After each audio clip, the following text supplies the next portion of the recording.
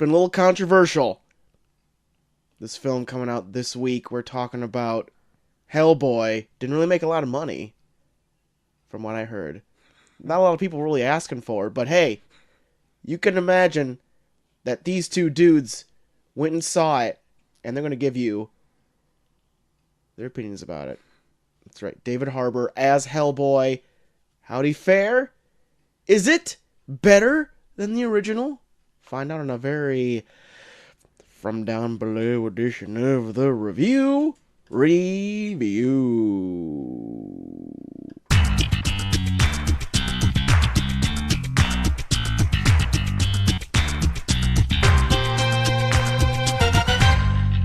Baba Yaga.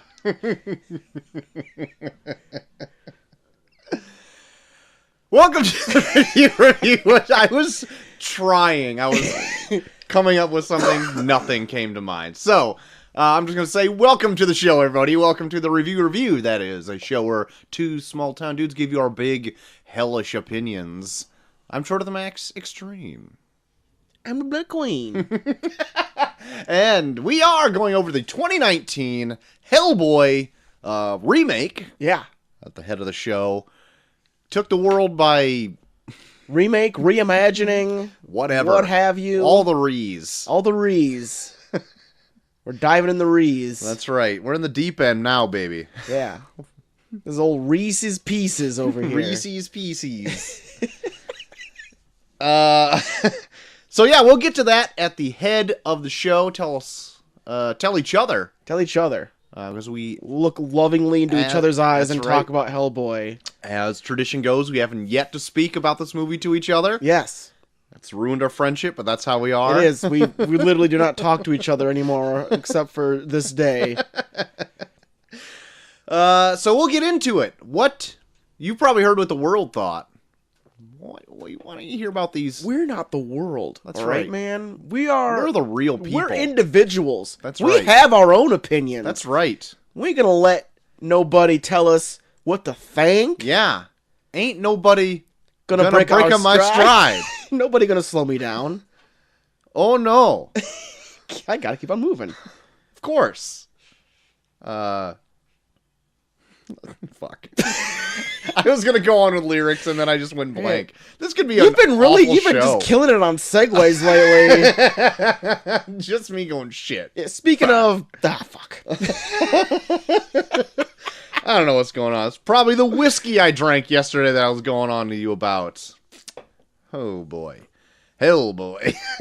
Hey, but why don't we just get into so how's that for a segue? I liked it. Why don't we get into some news today, JT? Let's. I want to start with some Netflix news, if I may. By all means. Now listen, the streaming giant is notorious for not giving out any information on any really kind of stats. Yeah. For any of their shows. Yeah. And now in a recent, I guess, business meeting, yeah. A meeting about business. Yeah. Specifically Netflix's business. Got the big wigs in. They got the CEO says that they want to start releasing viewership data to be a more transparent company. So make your job easier from when we review Netflix stuff. Yes, for fucking Christ's sake.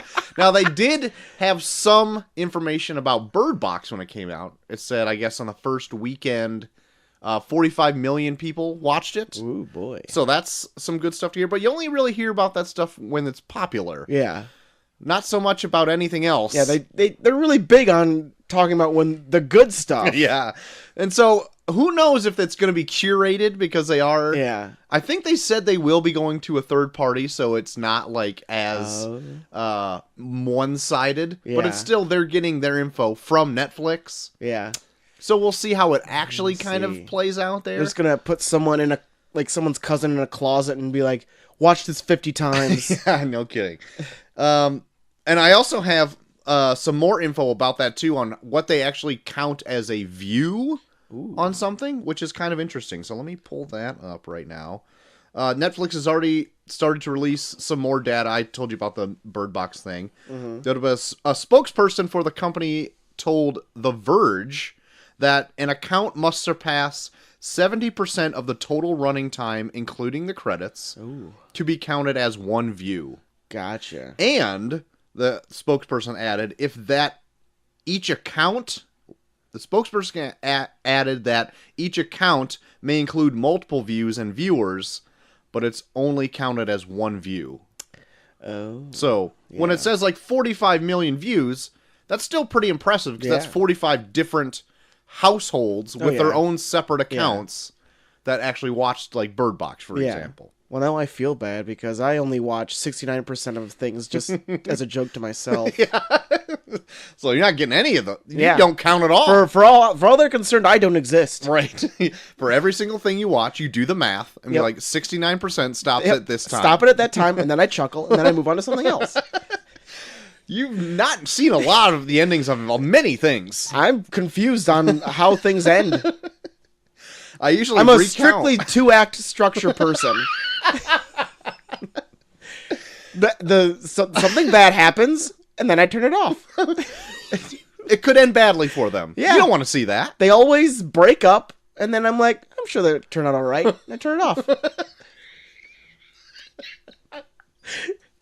Whatever reason, I love this idea. I love this character you've created. It's really tickling me. So, they also went on to say, like, they'll probably expel their data every quarter or so. Yeah. Anyway, that's not as exciting, but I find it pretty interesting that Netflix has feedback, has taken that feedback, and is like, you know what? Sure, we'll be more transparent. You'll get to see what sucks, I guess, and nobody's watching. That'd be kind of more interesting to me at all. Yeah. Just go to, like, some friggin' indie movie they got on there and be like, oh, it's gotten 6 views. Cool. Now you can drop the T-Facts hard. That's right. On I'll be Netflix. T-Faxing them so hard. Yeah. Give me them stats, Netflix. Give me them T-Facts. Give me them stats. The PlayStation 5. Have you heard about this, JT? No. It had a few details drop either today or yesterday. Okay. But it sounds like a pretty powerful machine. Yeah. Now, some of this tech specs... Can it make food? Not yet. Maybe Okay. that's for the next generation after Gotcha. that. So, the tech specs are a little bit over my head. I don't really get what they're talking about half the time. Yeah. But a coworker of mine actually is really into this kind of stuff. And he said, for example, the PlayStation 5 will be so powerful that for, let's say, the Spider-Man game, when you fast travel somewhere, it'll take 15 seconds for it to load the next part of the world you're going into. Mm-hmm. In the PlayStation 5, it'll take less than a second. Jesus. For that to process and totally render and load. My God. Yeah. And it's got something called like ray scripting or something, so I don't know what any of that means, but it's a pretty powerful machine. That's pretty powerful.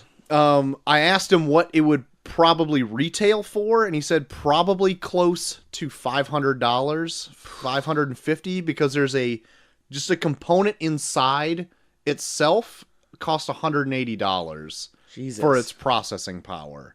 Good Lord. So he goes, start saving now. yeah, it'll be next year around the holidays, which is this will probably drop. Yeah.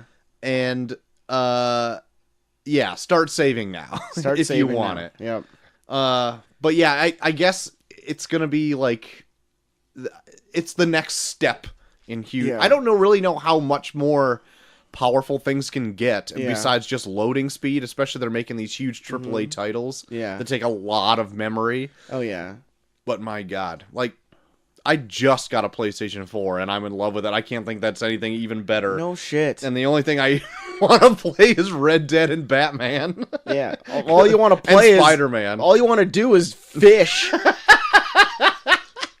That's not all I want to do, but that's all I want to post because I find it's a funny thing to myself. Like even GHD like tweeted you back and be like, I'm just gonna get you a fishing game. He's just missing the point. But it's gotten... I love that I just started putting him up as a joke. Yeah. And now, like, OJ is competing with me. OJ is competing with you. And then some other people were saying, like, I only come to Twitter for the fishing vids. And I'm like, thank you. At least my time is not wasted. GHD is so like upset at me for this for whatever reason. That he's like, well, now I know how you spend your time because I always fall behind on reading books. But like, don't worry, Dave. I'm gonna turn this to an excellent side hustle. Just you wait. So far, it has not turned out. That... Only you can go online and sell your fish to people for actual money. Found out something really funny though, that while fishing, I found out that if you like kind of like quote chase a fish to the shore, yeah, it'll swim to the shore and just die, and then you can just pick it up and put it in your satchel or whatever, and it's a perfect pelt. Then there you go, you got a perfect fish. Did you ever shoot? Have you shot a fish yet? I haven't.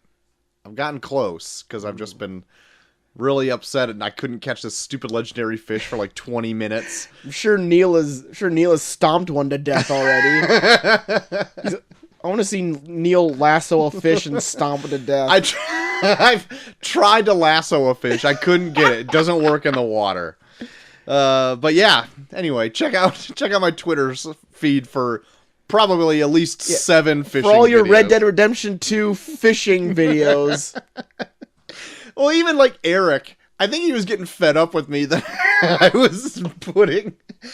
He's El Generico on the Twitters, but if I think he was getting sick of me posting the fishing videos, so he tried to compete by putting up hunting videos and whatever.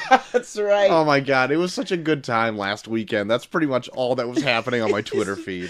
Everyone just killing animals in a virtual world. And Eric, you really need to work on your hunting skills. God, he like shot like 9 bullets into that one deer. My response to him was hunting 101, pump an animal full of lead. Should get a little rocket launcher in that game. Yeah, why don't you can craft a dynamite arrow. Why don't you just shove one up a bull's ass and see if that works for you?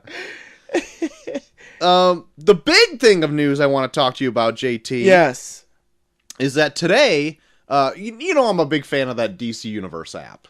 Yeah. Did you see anything about this yet? I did see something about this. Well, the Swamp Thing series for the DC Universe app has been halted production 10 episodes into its 13-episode order. Yeah. And to have an ending rewritten to happen in the 10th episode. Yeah. So that led a lot of speculation to happen that maybe the DC Universe app is in trouble. Yeah. That it may not have been a financial success for them. Yeah. But there's also been reports since then that have come out and said, no, the app is doing fine. Maybe somebody laid eyes, the powers that be have laid eyes on the series that they're creating, and maybe it's not great. Yeah. And they should have caught it sooner. And so that's kind of upsetting me because James Wan is producing this. Yeah. And it's supposed to be like a horror-centric kind of story focused on the Alan Moore stories told in the late 80s, which are very good. And I hope it's... Well, I hope it's neither one of these. I hope the series is good because I've been really looking forward to it. Yeah. In fact, I'm going to be going back and rereading Alan Moore's run as this is coming out. But, so they're trying to write now a satisfying conclusion when they have, like, 3 episodes actually more to film and they're kind of cram it all into one. It's going to pull a Heroes. Yeah, maybe. So, the speculation that the app failed to bring in enough money to warrant a new series is, I think, out the window. Yeah. Because I checked to see all the other things they have, like, in pre-production, and those aren't canceled. Yeah. They have, like, a Stargirl series planned. They have a season 2 of Titans. Yeah. They've got some animated stuff coming down the pipeline. All of those seem to be still in the works. So I'm leaning more towards, like, yeah, maybe Swamp Thing isn't all that good, and they want to just kind of pull the plug on it. I don't know. I know you haven't watched any of it yet. Did you even catch any of that Titans or anything like that? No. But I haven't watched any of Titans either. But the Doom Patrol show out now, I think is very solid. Yeah. It's close to the source material. I think it's kind of fun. I think it's well acted. The only problem I have is that I think it's written a little bit juvenile. Yeah. It swears for swearing reasons only. Yeah. Maybe we'll bring that up again later. Yeah. I'm sure that'll be a topic. But no I think spoilers. I think it's I think that's the case. The series isn't going to be very good, which kind of disappoints me. We'll see. Swampy's really fun. I got a figure of him right there. I see. He's looming over it, right next to Hellboy and Captain That's Britain. Right. Oh. And Batroc the Leaper. I've got an odd assortment of figures. All in front of Captain America's shield. That's right. I'll take a pic, throw it up on the Twitters. Just that. Yeah, just that. No context. No context. But yeah, so what do you think about all this? Did you hear about this and have any emotion whatsoever? I was bummed at first of all. Let me interrupt you after I ask you a question. Fair enough. That if it was the cancellation of the DC Universe app, I would have been kind of bummed. Yeah.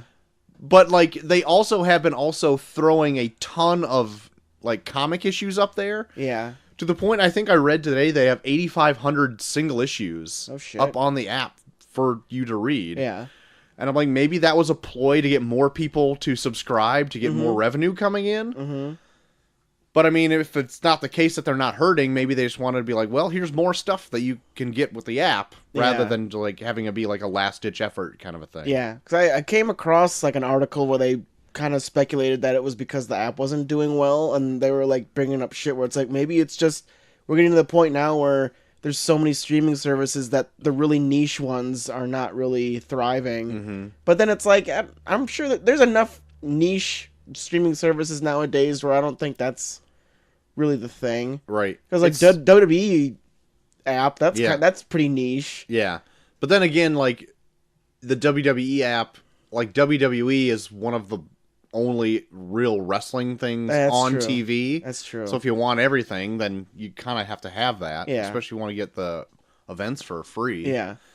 But yeah, I don't know. For me, maybe the DC thing, the one thing that might be a little iffy about it is that they're strictly programming to one genre. Yeah. Where there's so many things that will appease many different types of genres. Yeah. And the app, I don't know if we've talked about this. Me and Dave have talked about it, but like the app is like strictly for adults. Yeah. Like it's got comics on there for probably more all ages, but like the programming they put on there is strictly adult. Yeah. Like it's made for like our demographic, yeah. Like the late 20s, early 30s. Yeah. You know, male. Like that sounds like kind of crummy to say, but yeah, it is. It's made for like us. Which it seems weird to me now that like Disney Plus is going to be coming out at like at a cheaper price point than the DC Universe app. Yeah, cheaper than Netflix too. I think they're going to start with like $7. Yeah, $7. It's like, yeah. And it's going to have like all the Marvel stuff on there, all the Star Wars stuff on there. I've been hearing they've done previews for that Mandalorian, and I've heard it's fucking awesome. Yeah, I've seen that too. So like I don't know. I also heard too that Warner Media is going to come out with their own. Yeah. But in order to maybe to entice people to get that, they might also incorporate HBO into it because Warner owns HBO. Oh. So if HBO Now and this DC streaming service are also folded into the Warner Media one, they might let this DC Universe app go by the wayside. I'm telling you, like almost like what we said last week. Like all these streaming services are going to start consolidating. Yeah, consolidating and then trying to make big channels of themselves. Yeah. So we'll see how it all plays out, I guess. But just too bad for Swamp Thing, I guess, how this all started out. It was the one thing I was really looking forward to by getting the app was that series. And to hear that it may not be good. It might be shitting the bed. Yeah, it kind of breaks my heart. My old swamp heart. But that's all the news I got, JT. That's about it. Oh, damn it, Troy. I know. Oh, god damn it. God damn, I didn't have too much. You turning all fucking... Didn't have too much. Didn't have to do much. Just want to get back into the world of Lemoyne. Catch all those swamp monsters. Catching those fucking swamp monsters. That's right. I got some Suicide Squad 2 news, Troy. Mm-hmm. I'm like hot on the heels of the Suicide Squad 2. Yeah. They're eyeing Yes. a big star Oh my. to add to the cast. Will Smith. No, he's out. The one, the only, John Cena Oh my God. might be added to the John cast Cena. of Suicide Squad 2. So, Troy, Yeah. since you are the big DC villain expert, who do you Ooh. think John Cena would be a good person to play? I'd almost say the character Joel Kinnaman plays. Rick Flag. Yeah. Yeah, Ric Flair. Sea Danger. He's going to come in and play Ric Flair. I couldn't even tell you. I have no idea. I don't know. With my limited knowledge, with his hair, I would say maybe Harvey Dent, but I think he's too meat-headed to be a Harvey Dent. What about, Yeah. like, those sharks that come out and, like, are on the street sharks? Oh, Street Sharks. Yeah, that probably. You want to be a street shark? I want him to be a street shark from the 90s, and only the 90s. A street shark from the 90s? He looks the like he's so bulky up to... Well, he's slimmed down slimmed quite down. a bit. He's slimmed down His a hair bit. actually looks nice, JT. It looks very He odd. looks like a news Okay, anchor. I've never thought of him as, like, an attractive man. Dig. When he was... Well, because he was so bulky up top, and, like, the crew cut, and, like, if you saw him in a suit, he looked like just a He's wearing gorilla. a tent. It never fit him well. I'm like, you make enough money to go to a freaking tailor. Like, make this fit. But since he's, like, not as bulky and he grew his hair out, I think he actually is not bad looking. Oh. Disagree. Mother your children, Troy. Gonna leave you. Mother for Dragon's gonna Johnson, leave you for- Sana. Johnson, I'm not going to leave you for John Cena. Johnson, But wouldn't he be a great street shark? That's DC, right? No.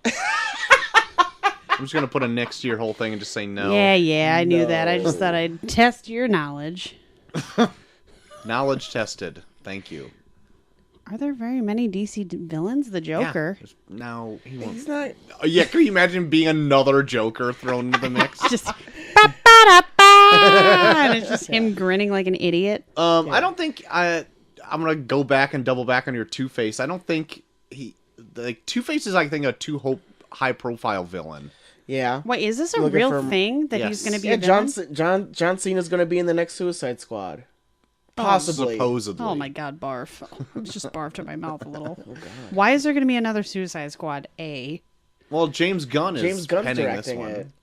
But the first one was just total shite. But it made a ton of money. Yeah. Oh, I guess that's all that matters anymore, boys. You just They make a ton of did. money and they just keep pumping out garbage. It is. Well, if it keeps making them money, that is a business. Yeah. Is Willie Smith in it? It's got to put more slop in the trough. Willie Smith is out. Big Willie style. Idris Elba's in it, though. God. What is Saying happening? Idris Elba is in anything You hate- is not. Oh, that's true. She only knows him as Charles Minor, so... Oh, did you see that on Instagram? My kick-ass meme I made? Well, what was your kick-ass meme? It's about Charles Minor going to Coachella, bitch. I guess Idris Elba actually DJ'd at Coachella. Yeah, he did. As Charles Minor? But No. that's what her meme was. He was doing house music at Coachella because man. I think he recently played a DJ on some show. But anyway, supposedly he's like an awesome DJ. I heard a little bit of it, but I saw him like with his little headphones on, his mixing table. His little cute And little so I headphones. thought I'm gonna make a Charles Minor hashtag Coachella 2K19. And I only put it on Instagram. I got actually I did get some random likes from Cool. non-followers. So Cool. you I know, love how Charles Minor is a villain in The Office for doing his job. he's a jerk to Jim. Who gives a shit? He did his job. He was an actual good employee. And then people just hated him because he treated Michael and Jim like shit. Yeah, well then he was out. He was out with all those corporate pigs. That's right. I'm corporate. I shouldn't say that. Pig. Oh, I no. am just a corporate pig. A pregnant corporate I smell pig. bacon. Why are you hating on me tonight? Turned it around on you. Got him. I'm sorry. Do you hate women who work hard and are pregnant? And That's right. I'm threatened. I know where you sleep. Hashtag threatened. Hashtag threatened. Charles Minor to the rescue. Hashtag boys club. So Hashtag wait, in who danger. else is going to be in this? So we have Idris Elba and possibly John possibly Cena? John Possibly Cena. John Cena. Oh, it's not Margot Margot Robbie returning. Jai Courtney returning Jack Courtney returning as Captain as Boomerang. Captain Boomerang. Not Ja Rule. No, not Ja Rule. Put it on me. I think that Fire Festival thing kind of put a little damper on anything. Supposedly he'll be he wants to start a new festival. in. Oh, I hope but it goes just as badly. I hope it goes worse. I don't know how it could unless everybody Who died. else is in this? That's all we know so far. Yeah. Don't you have the I think finger on Joel the Kinnaman pulse? is back as well as Rick Flag. I think he's back. Means nothing to me. Well, then Where's I don't... Rick Flag? Oh, did you see the first He was the Suicide guy Squad? that- I he went was the with guy who you. was trying to bang the witch chick. The old June Moon. June Is that her Moon. name? June Moon? The Enchantress, but her name is June Moon. June Moon. Man, when she does that weird like pop and lock dance at the end. Oh, yeah. Ugh. The best part of Suicide Squad is when she turns into the Enchantress, where like she holds her own hand and it turns over, and then she turns it over to the Enchantress. I think that's the best effect in the movie. Yeah, that was pretty cool. But the rest was garbage. Yeah. There was a RuPaul's Drag Race where someone did an Enchantress for their runway. Ooh. When the chick that played Enchantress was one of the judges. Ooh. She commented on it. And she said she boy. liked it. Did she say she was enchanted? She was. We need to watch RuPaul's Drag Race, or just have Joel recap every episode for us. I should. It's a new segment on the show now. RuPaul recap. Yeah. RuPaul with Joel. Telling you, what are the? It's so weird because you come dressed in drag to every show. Yeah, I'm wearing a women's dress right now. Let me think. Hold on. Let me drop my. I mean, it's not my a top great contenders fitting for dress, but- this season so far. Evie Oddly, I think, is one of my favorites. Evie Oddly. I mean, you're showing a lot of cleavage. It's really making me uncomfortable. Brooklyn Heights is good. But I you think probably- those are the two front The runners beard right is now. off-putting with I mean, I think it sets me apart. the lipstick. Yeah, Evie Oddly and Brooklyn Heights are probably my two favorites right now. Very good. That's your RuPaul recap. A RuPaul recap. You can go change now for the rest of the show. That's okay. Get comfortable. Yeah. I will. Put some company on. Put on my sweats. I wish you had just like a rolling rack of clothing that you have just outfits you wore throughout the I just episode. snap, and then all of Troy's shelves turn into clothing for me. Yeah. Now you're in a cape. It's just weird. Yep. Yeah. This is your life. So there you go. Yeah. John Cena is going to be in. Suicide Never really Squad answered 2. the question, but I'll leave it at that. Yeah, we'll just kind of leave it at who How gives many a shit. are they just gonna look for like random villains? Oh yeah, they already did Yeah. Croc. Yeah. Well, the one thing I would like them to do in the Suicide Squad movie is actually make it seem like some of them will die, and more than one. Yeah. Like last Without one. just having bombs in their neck. I don't even care about the I bombs. mean, you in the weren't next thing. shocked that Slipknot died? You mean the one guy that was in barely in any of the trailers, and when you saw him, you're like, oh, I don't know who this guy is. And then he's his head dead. blows up. That's what happens, man. I wish like half the team would croak. That'd be amazing. Like kill Jeez, Death Wish. Harley Quinn. They won't. I know they She's the won't. money. She's the money shot of the whole movie. Let a red wedding her. Oh god. Just lock her in a room and a bunch of people stab her. My goodness. What is wrong with you? And then her head explodes. Yeah. But yeah, cool. Suicide Squad 2 coming at you. Is Batman gonna be in it? Doubt it. Ben Affleck. Oh, he is not. Can Ben gonna be in Affleck it. come in as a villain? He's just gonna try his hand at both sides. See if people will love him. He does have a sweet, huge back tattoo now. Oh, we've talked about the tat. Yeah. Oh, you guys have. I don't even. I think it's like a dragon or something. Oh yeah, it's a big dragon. Yeah. It was in our segment called Tat Talk. He's so lame. Tat dog. Is that why Joel's covered in tattoos right now? Yeah, that's Yeah. right. Yeah. Self drawn. I'm really self-conscious about them, so I cover them in dress.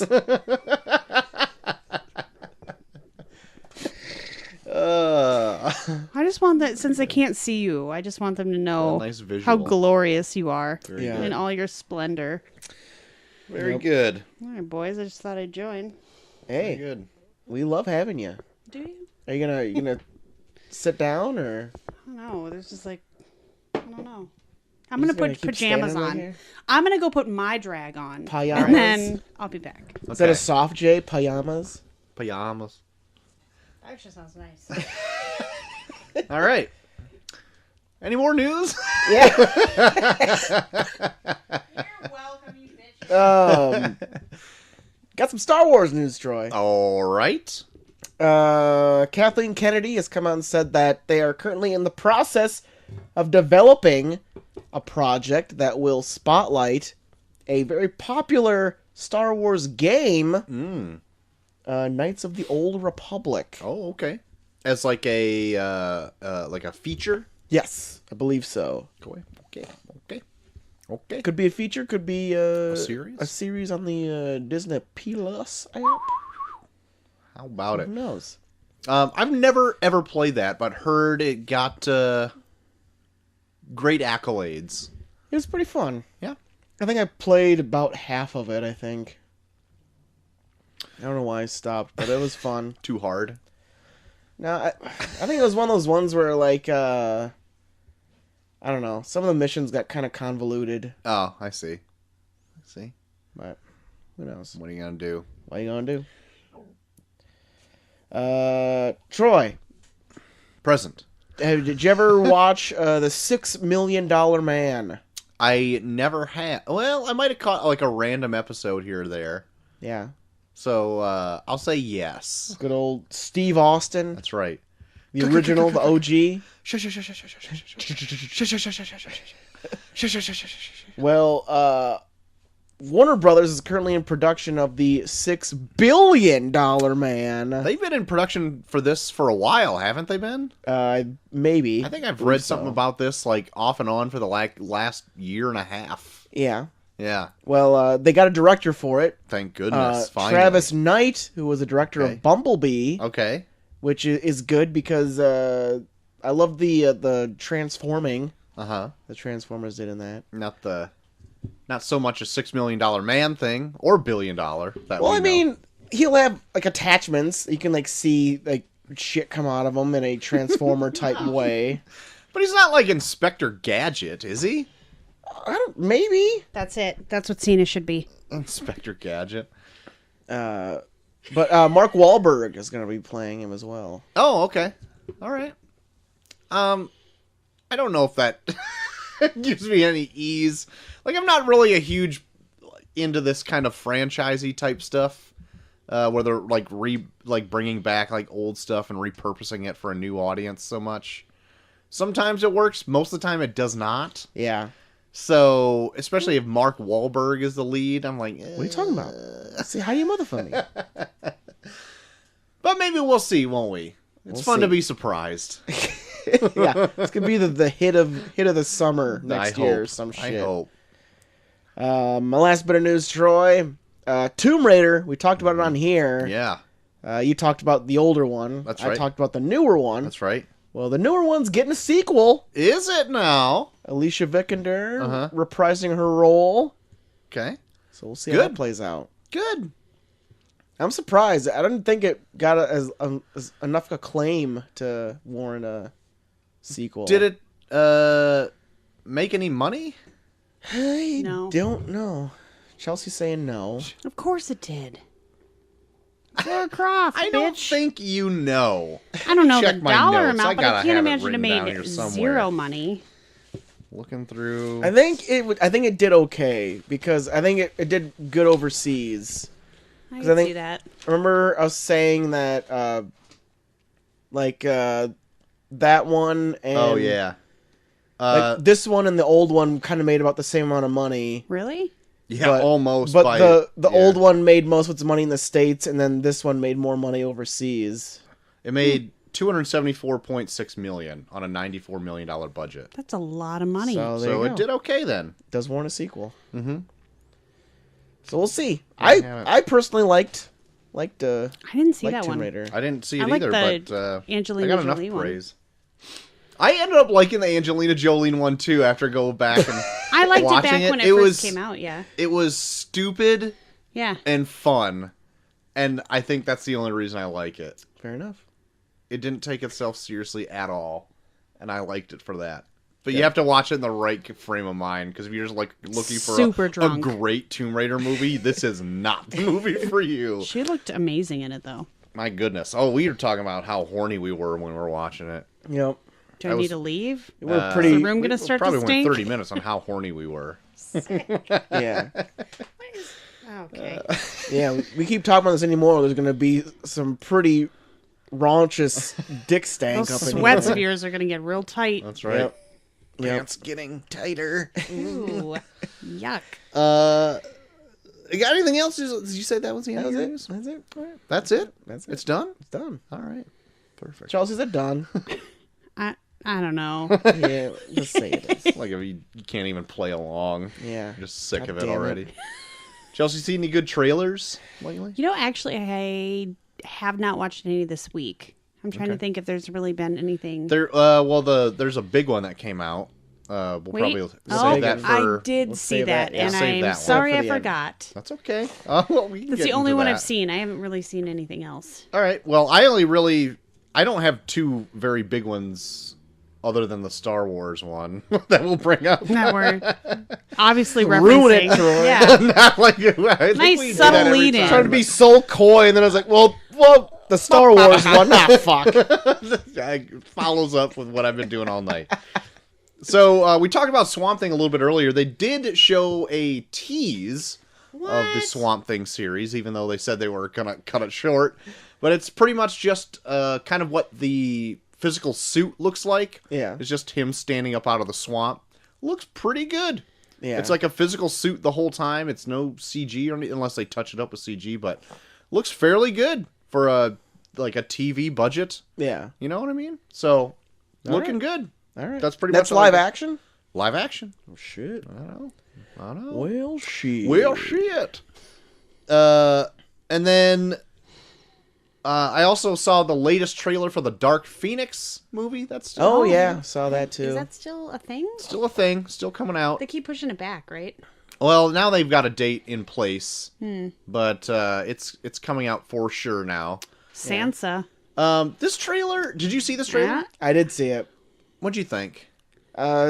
It definitely showed that J-Law was in it more than I thought she was going to be. Yeah, a little bit. I thought the way like the previous trailer showed it looked like she just wanted to die like in the first 5 minutes. I actually didn't hate this trailer as much as I have previous. Yeah. What And a maybe sell. it's like a Stockholm syndrome type of thing where I'm just grown to accept it It's now. just washing over you now.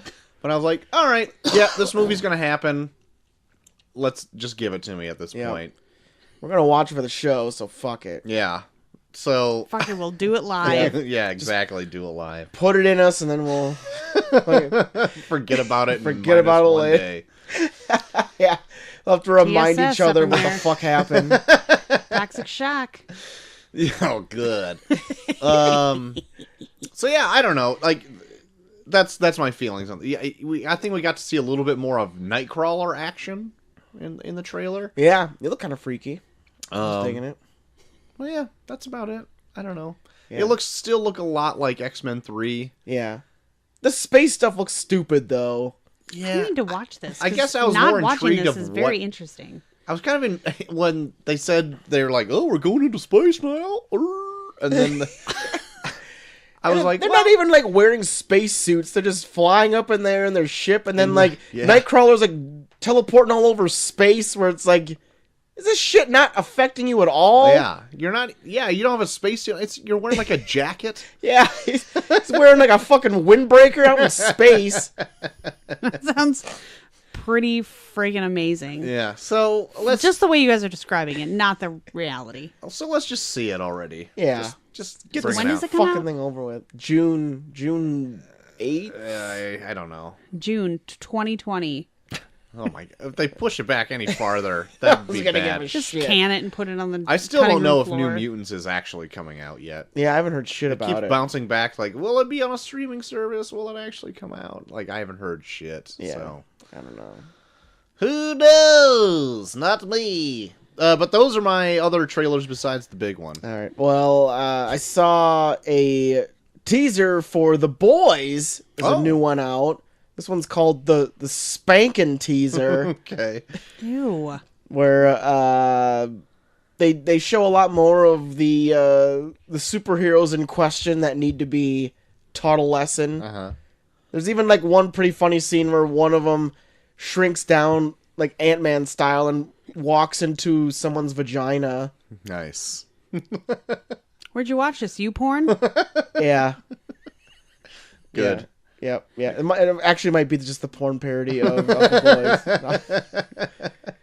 But no, it looks good, and it looks really violent too. Yeah, The Boys is very I violent, remember like over you violent. reading it, and you're like, I don't like this. Like, that was one of the few comics you're like, I just think it's just violent to be violent, and it's like offensive. Yeah, especially some arcs for sure. I mean, I did like the premise and the few books of it. I have all of it, but I haven't read it all because I got this one arc. I bring this up all the time that I'm just like, fuck Planet. yeah, exactly. That just makes me think of Arrested Development. Fuck City! Fuck City. Oh god, Fuck City. And now it's up to the planet level. Yeah, but anyway, yeah, I eventually, I think once the series comes out and I check it out, and maybe I'll go back and read it. But Ugh. Not in front of your daughter.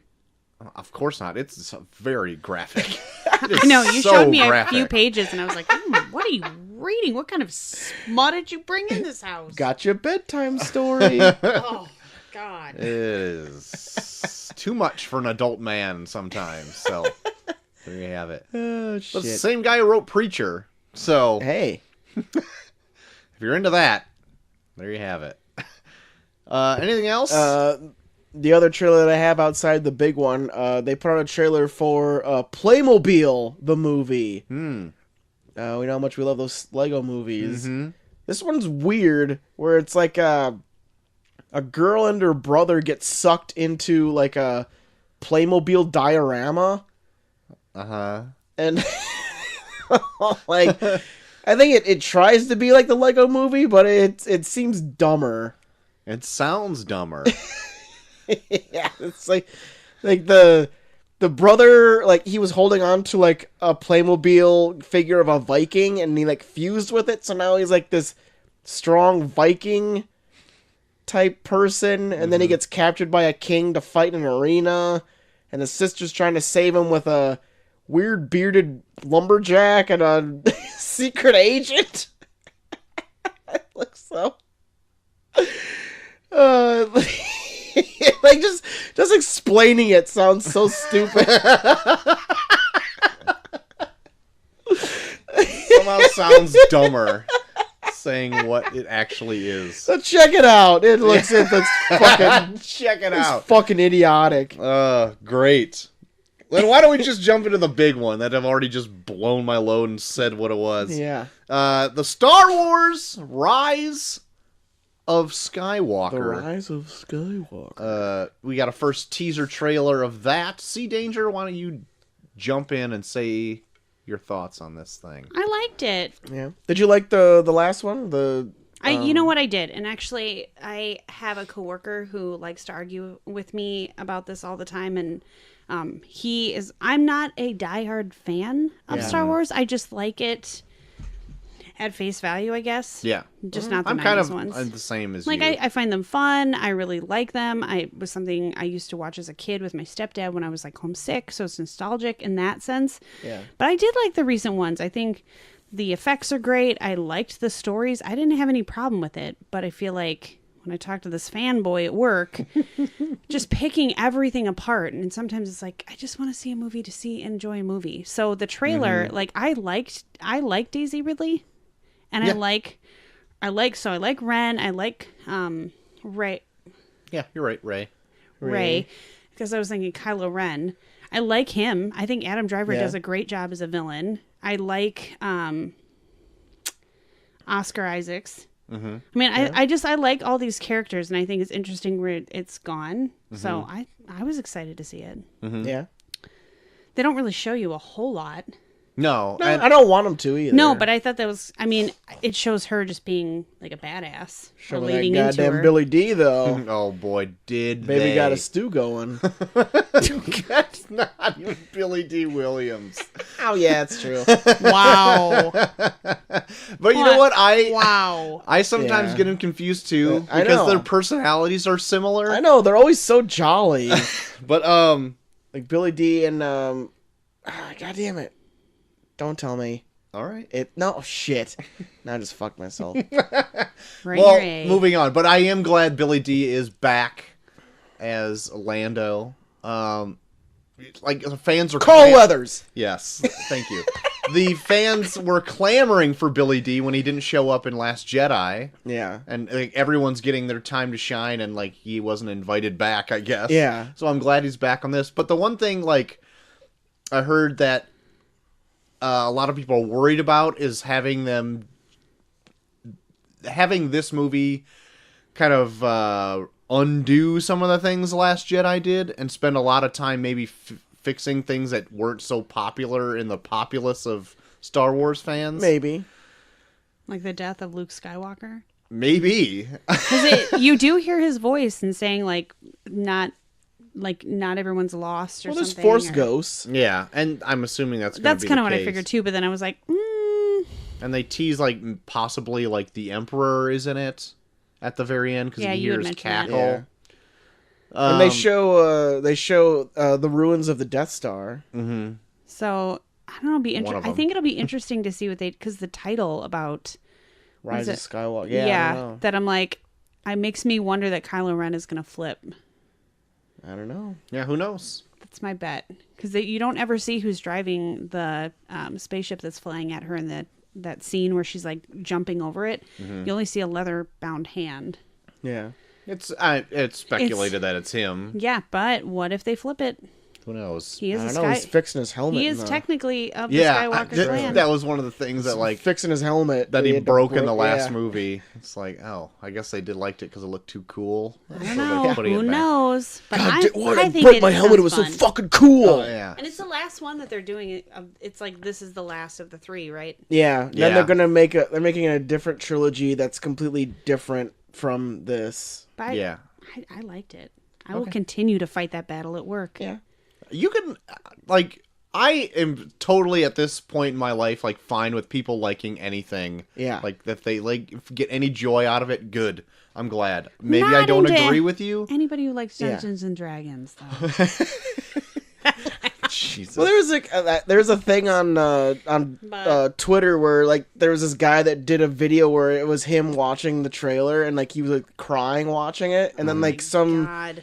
some chick put up a thing where it's like, oh yeah, this guy's a virgin, right? And then it's like, look, I'll rag on things that I don't like, but I'm not gonna rag on someone for liking something so much where I'm like, oh, I'm Yeah. better than you. I do think though that the fan bases for that and for comics are like a It's bit toxic. ridiculous. Yeah. Jesus. Not all of them. I mean, like you and your comic show, I don't think are overly like you guys can still go and enjoy a movie and not cram stuff it down people's throats. But like, Yeah. you meet people who are Star Wars fans, and even they're like, "Well, you didn't read the books," and da da da, and it's like, sometimes it's okay to just like something at face value because Yeah. it was fun. Right. Like I liked Avatar.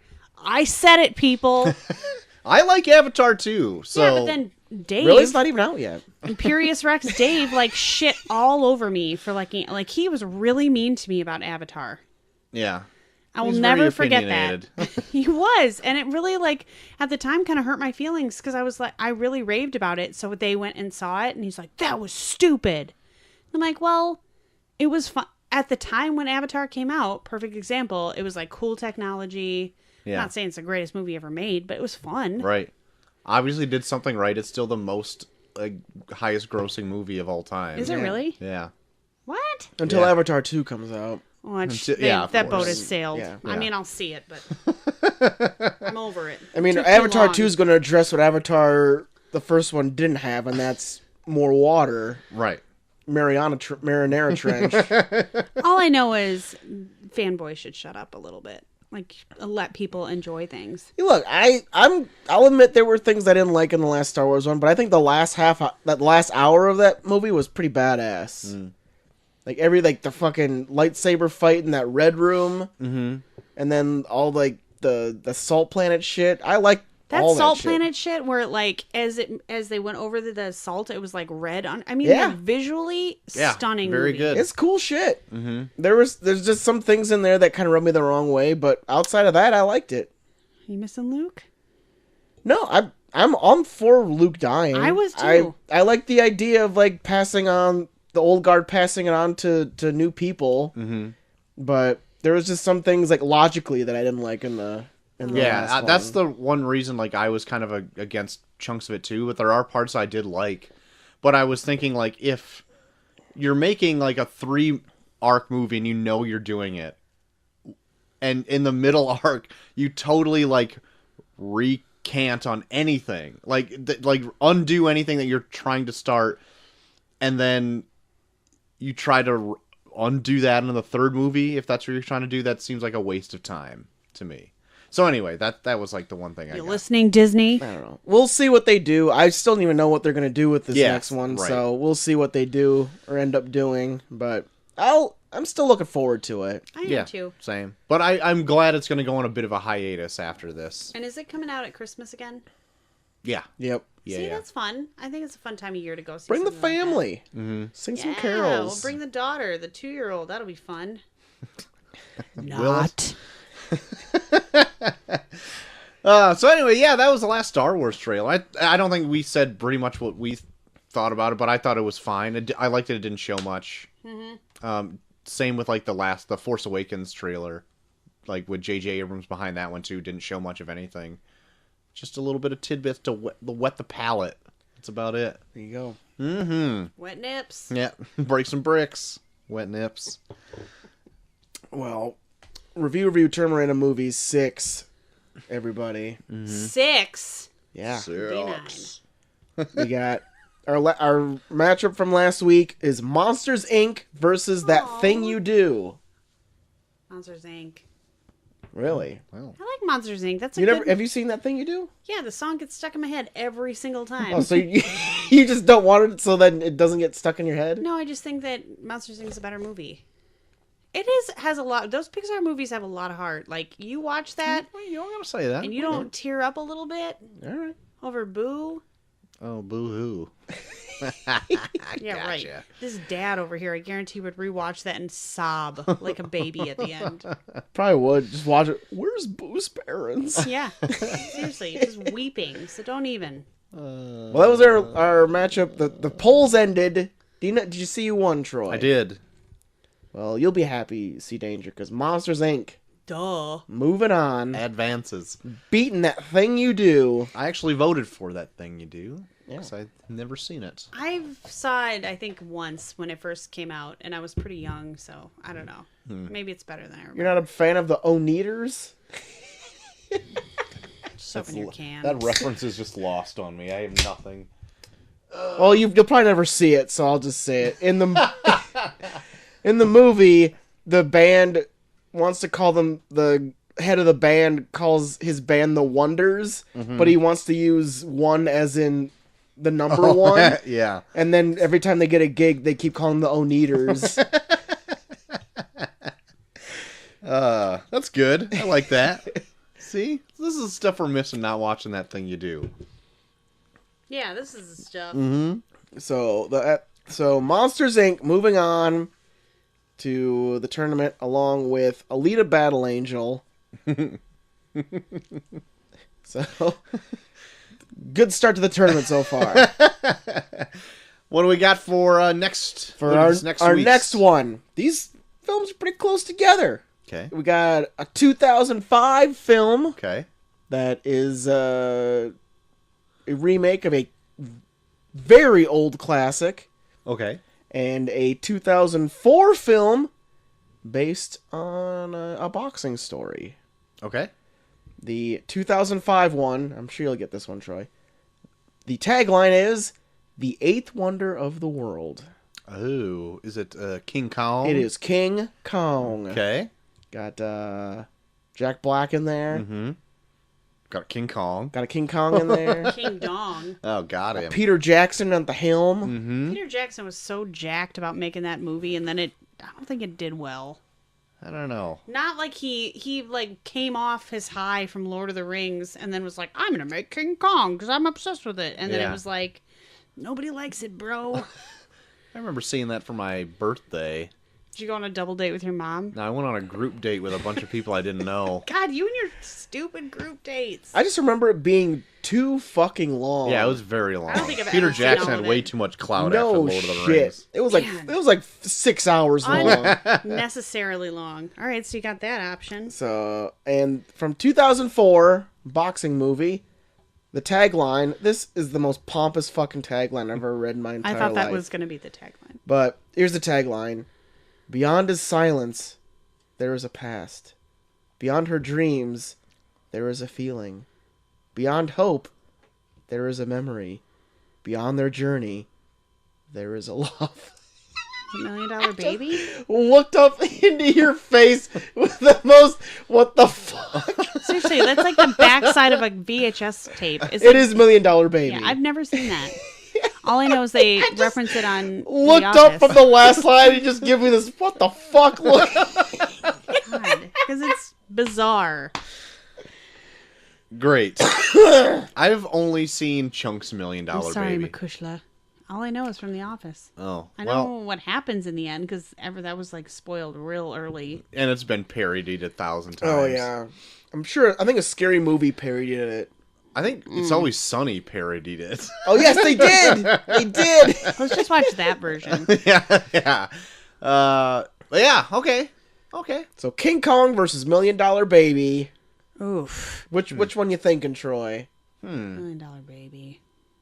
I heard $1 Million Baby is great, but I still have like no real urge to watch it. Yeah, but for whatever King reason. Kong? I didn't hate King Kong. I know it's really long, but I'm one of its supporters, I think. Well, you did go on a group date to see it, so. Listen, it wasn't a group date. It was just a group movie viewing experience. Yeah, right. It was me trying to make friends on a new area. So Ew. what? I'm sorry that me having friends is disgusting to you. I don't know why it was gross. Just you, sad and lonely, going on a group date in Chicago Yeah. to King Kong. Went to Hollywood Boulevard. It actually had an intermission. Is that the one where... Seriously? Yeah. Is that the one where they make you buy food? Yeah, you have like a drink. You have like a minimum. 1 drink minimum as you go there.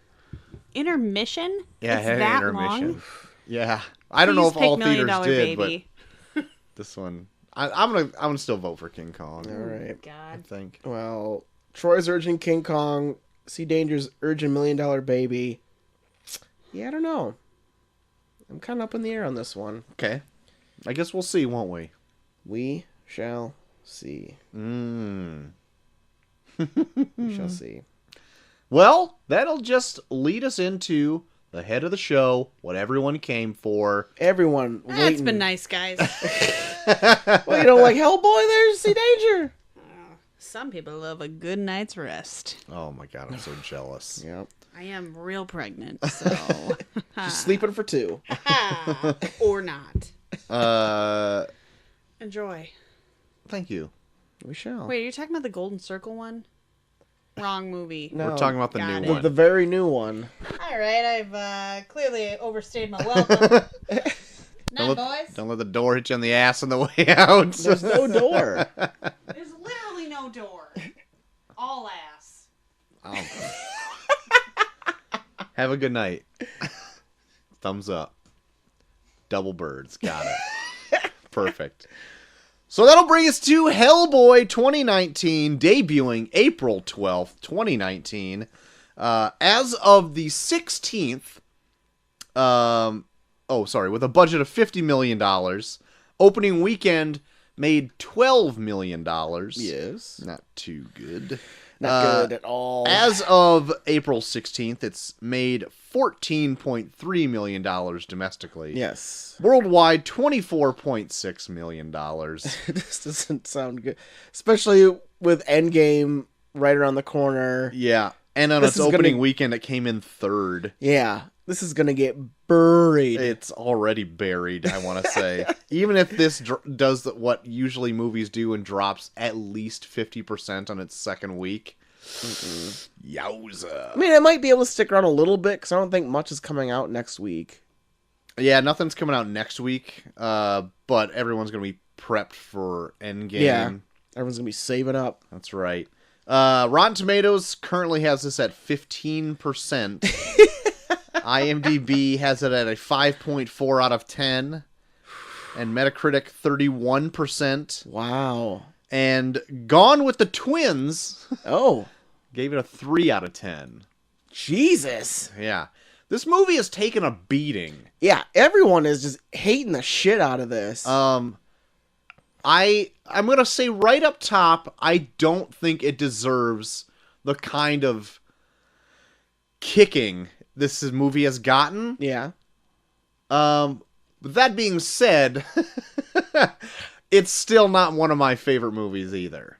Yeah. And we'll get into it. We'll get into it. But what happened in this version of Hellboy? Well, we follow a Hellboy who is on the trail of I just remember it was the Blood Queen. I can't remember That's what her fine. name. Yeah, It's like Nimue or something yeah, like that. Nimue, who is trying to come back from being cut into multiple pieces by King Arthur with Excalibur to unleash the apocalypse on the world. And Hellboy and his random assortment of partners are trying to stop her. Or at least that's what I think a third of this movie's about.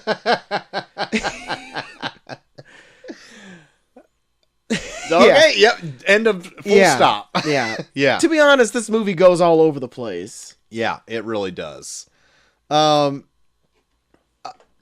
into a little bit of fun trivia about this movie, Mike Mignola, the creator, had more involvement in this iteration than the last two. Yeah. And he wanted to make it more horror-driven and less superhero-driven. Okay. The way the last two more or less were. Yeah. But then I also read conflicting reports that maybe in pre-production he was more heavily involved, even doing like a draft of the script. But then in the final credits of the movie, he's not even credited as writing the screenplay. No, I didn't see him at all in it. The director of this, who I can't think of off the top of my head. He's a pretty decently known director. Yeah, he's directed The Descent. Yeah, I think he did one of the more prominent episodes of Game of Thrones. Yep. Like the Blackwater battle Sure. episode. One of You my don't know favorites. shit about that. But this is the first movie he's ever directed that he hasn't had a writing credit on as well. So it's not his script. Ooh, yeah. That can be kind of hard. This also had Neil Marshall.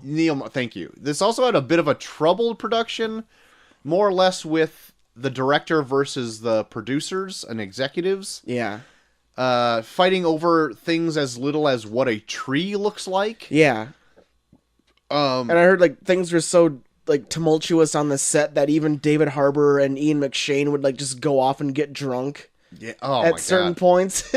So like I didn't really look too much into this as this was coming out. I just knew it was a Hellboy movie. It was going to be more horror centric and it was going to be rated R. And boy, did they dig their heels into that rated R rating. So Yeah. much that the first sentence in this movie says fuck. And I'm like, Jesus. From a character that I wouldn't even ever see Yeah, them usually supposed to say this. Yeah, usually that character is a lot more proper. Yeah. And then he's just like, yeah, the fucking Oh, third this century. the fucking Dark Ages. Yeah, back in the fucking Dark Ages. Like, what the fuck is happening? Yeah, it's like, Jesus. It was, I also had this out, but I'm just going to remind the audience that Ed Skrein It's green. was originally going to play the Dynamo. Yeah. I can never remember how to Yeah. say it. Until fan outcry and himself thought that he should be played by an Asian actor. Yeah, because he's Asian. Because he's Asian in the book, and so he gracefully stepped down. And is like, I'll relinquish this to a person who should more or less deserve it. And I like Daniel Day Kim. Yeah, me too. I just don't think there's a lot for him to do in this, and a lot of his stuff is spoiled in the trailers. Yeah, like I guess that's maybe a minor spoiler, but yeah, I would say like a good chunk of this movie that if you've seen the trailer, then you've seen a lot of the beats in the movie. Better parts. Yeah. Oh, there's one that I really there's a part in it that I really liked though. I'll bring up when spoilers. I think I might know what you mean. Yeah, because it was like one part that actually kind of surprised me. Yeah, like it's like the one part where I'm like, I wish the whole movie was this part. I think we're on the same page. This movie once again has Hellboy portrayed as younger and more brash. Yeah, even younger so than I think the Ron Perlman ones. Were. And even then, he acts kind of like a little bit immature. Yeah. Well, I think in the Ron Perlman... Well, spoiler, we're going to talk about the Ron Perlman one day. Yeah. I think in the Ron Perlman one, I think he's a little more childlike. In this, he just seems more like a rebelling adolescent. Yeah. Yeah. I could say so. I would agree with that.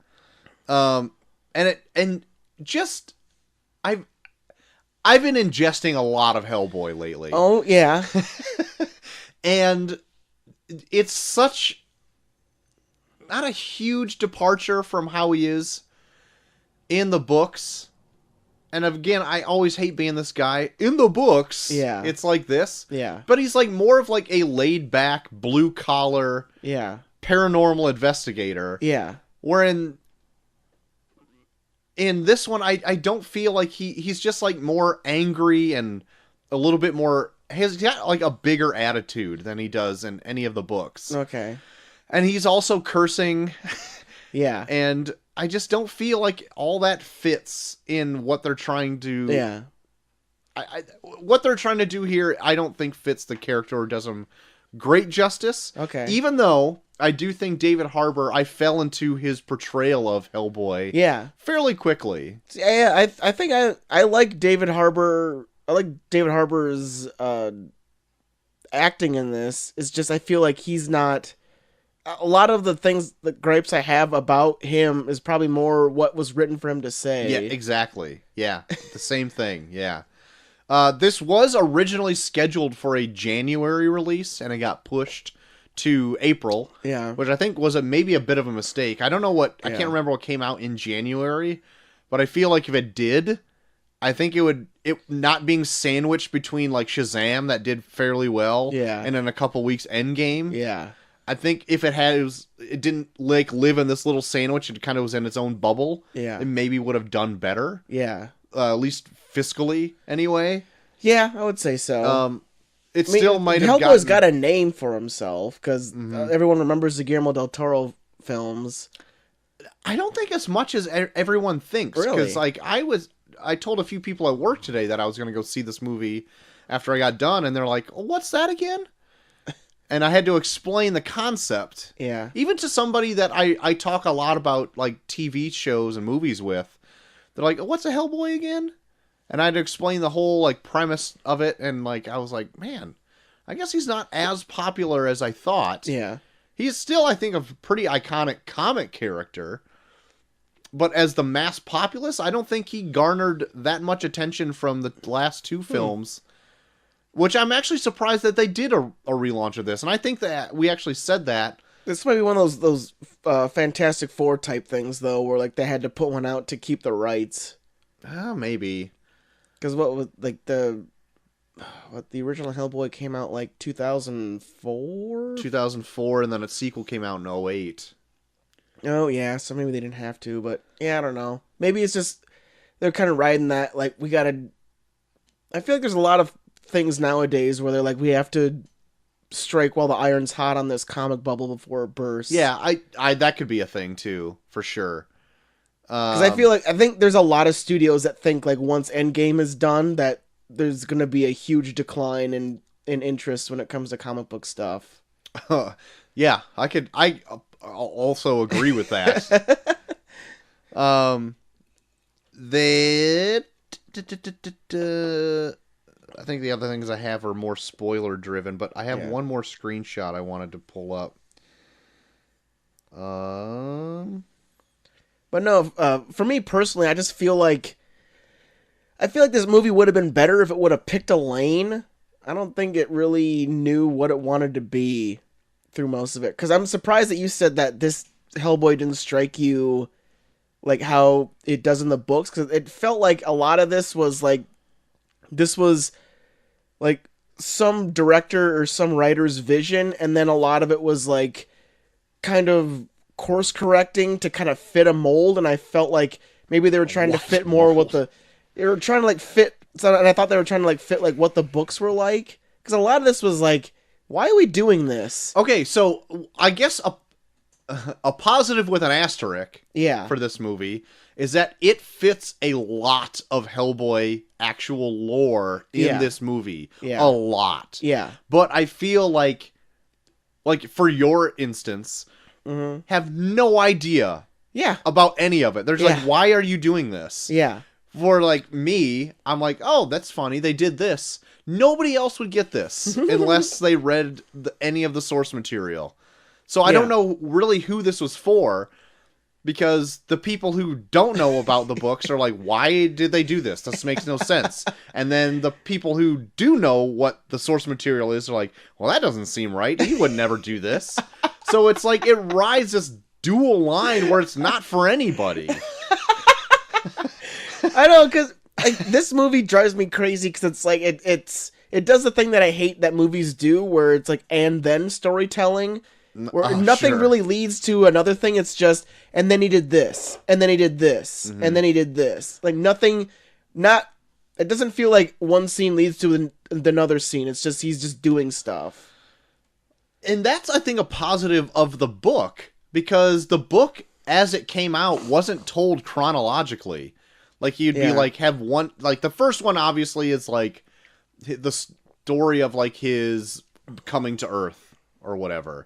Yeah. And then it'll jump, like, 20 years in the future. Yeah. And then it'll go back and fill in some time there and jump around in time. But that's different when you're, like, reading books as opposed to watching a feature-length film. Yeah, and of course, like, I'll get to it in spoilers, but... The storyline they chose to do mainly in this, I felt like an odd choice for like a relaunch of the character. Yeah. And I'll get into that more when we talk more openly about it. But it just struck me as odd. I'm like, really? You're doing this to get everyone on board? Okay. Yeah. Okay. Yeah. And like, not to spoil too much, but it felt like they took that story and just kind of rehashed what the 2004 Hellboy did. A bit. Like, almost down...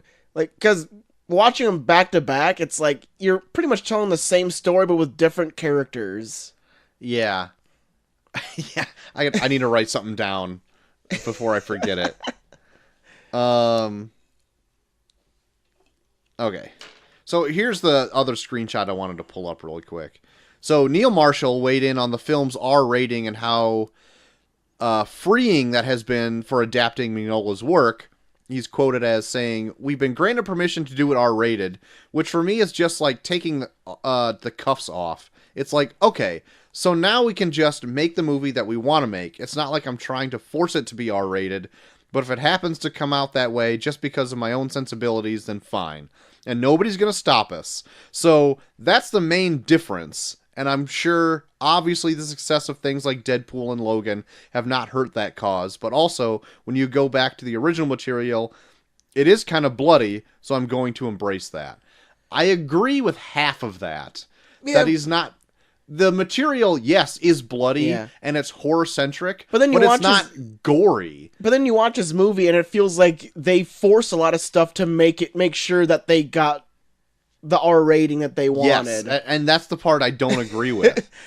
Like, he's like, we have an R rating. It feels so freeing that we have this R rating. But then it's like, they started making the movie, and it's like, well, shit. Well, it's R. We should probably do this. Yeah. And it's like, oh, well, For what, though? Yeah. It's like, no. Yeah. Like, it felt like there was so much shit in here where it was like, you could easily see this movie being made PG-13, but then they were like, well, we're R, so we should probably do this also with this. Well, I don't get the sense of, like, so the previous 2 Hellboy movies didn't do gangbusters. No. And they were PG-13. Yeah. This, like, limits his audience because it's rated R. Yeah.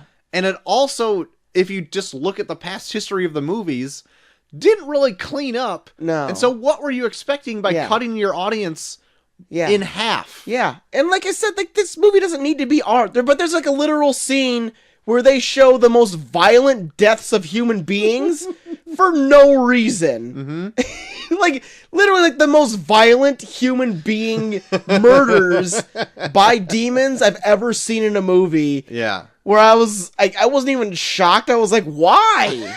I know! I asked why a lot in this. And it's mostly just because they were going for that R rating. Yeah. So, I don't know. So, I don't have much else to say about this movie until we get into spoilers. Yeah. But would you suggest people to go see it in the theater? Not in the theater. I mean, like I said, there is a scene in this that I did like. And, I mean, I think this would be like a fun rental to kind of get tipsy to. Okay. Like maybe like play it in the background even too, because there are some things, like especially like some of the kills, like though they're very CG heavy, they're violent enough where like you can just hang out with your buddies and be like, oh, it was sweet, just fucking threw an axe through that giant's head. Yeah. Like stuff like I think it'd be fun to be with people, getting a little tipsy, and then like playing on the background while you have a conversation. Then when something that looks cool pops up, you can just kind of stop what you're doing and watch it. Yeah. But I don't think it needs to be watched as like, I need to follow this narrative.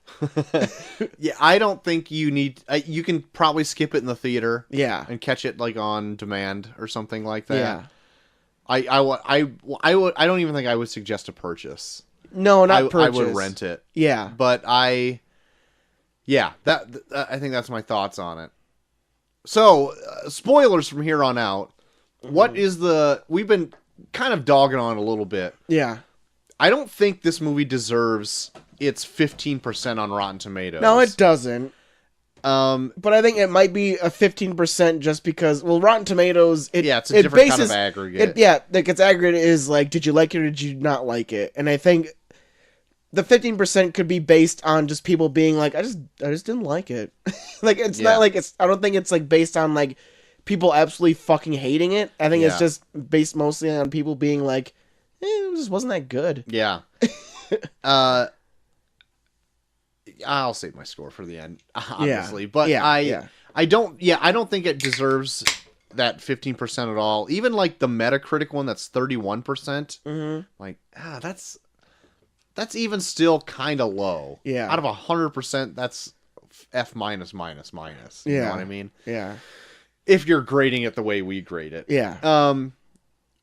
So what was the positive aspect of this? Like, I think, well, I like Ian McShane quite a bit. Yeah, I like him too, but he just doesn't fit the character for me. Okay. Like, I don't know the real, like... John character. Hurt from the first John one, Hurt, he plays more a spot-on interpretation of it. I've always been a fan of Ian McShane, so me too.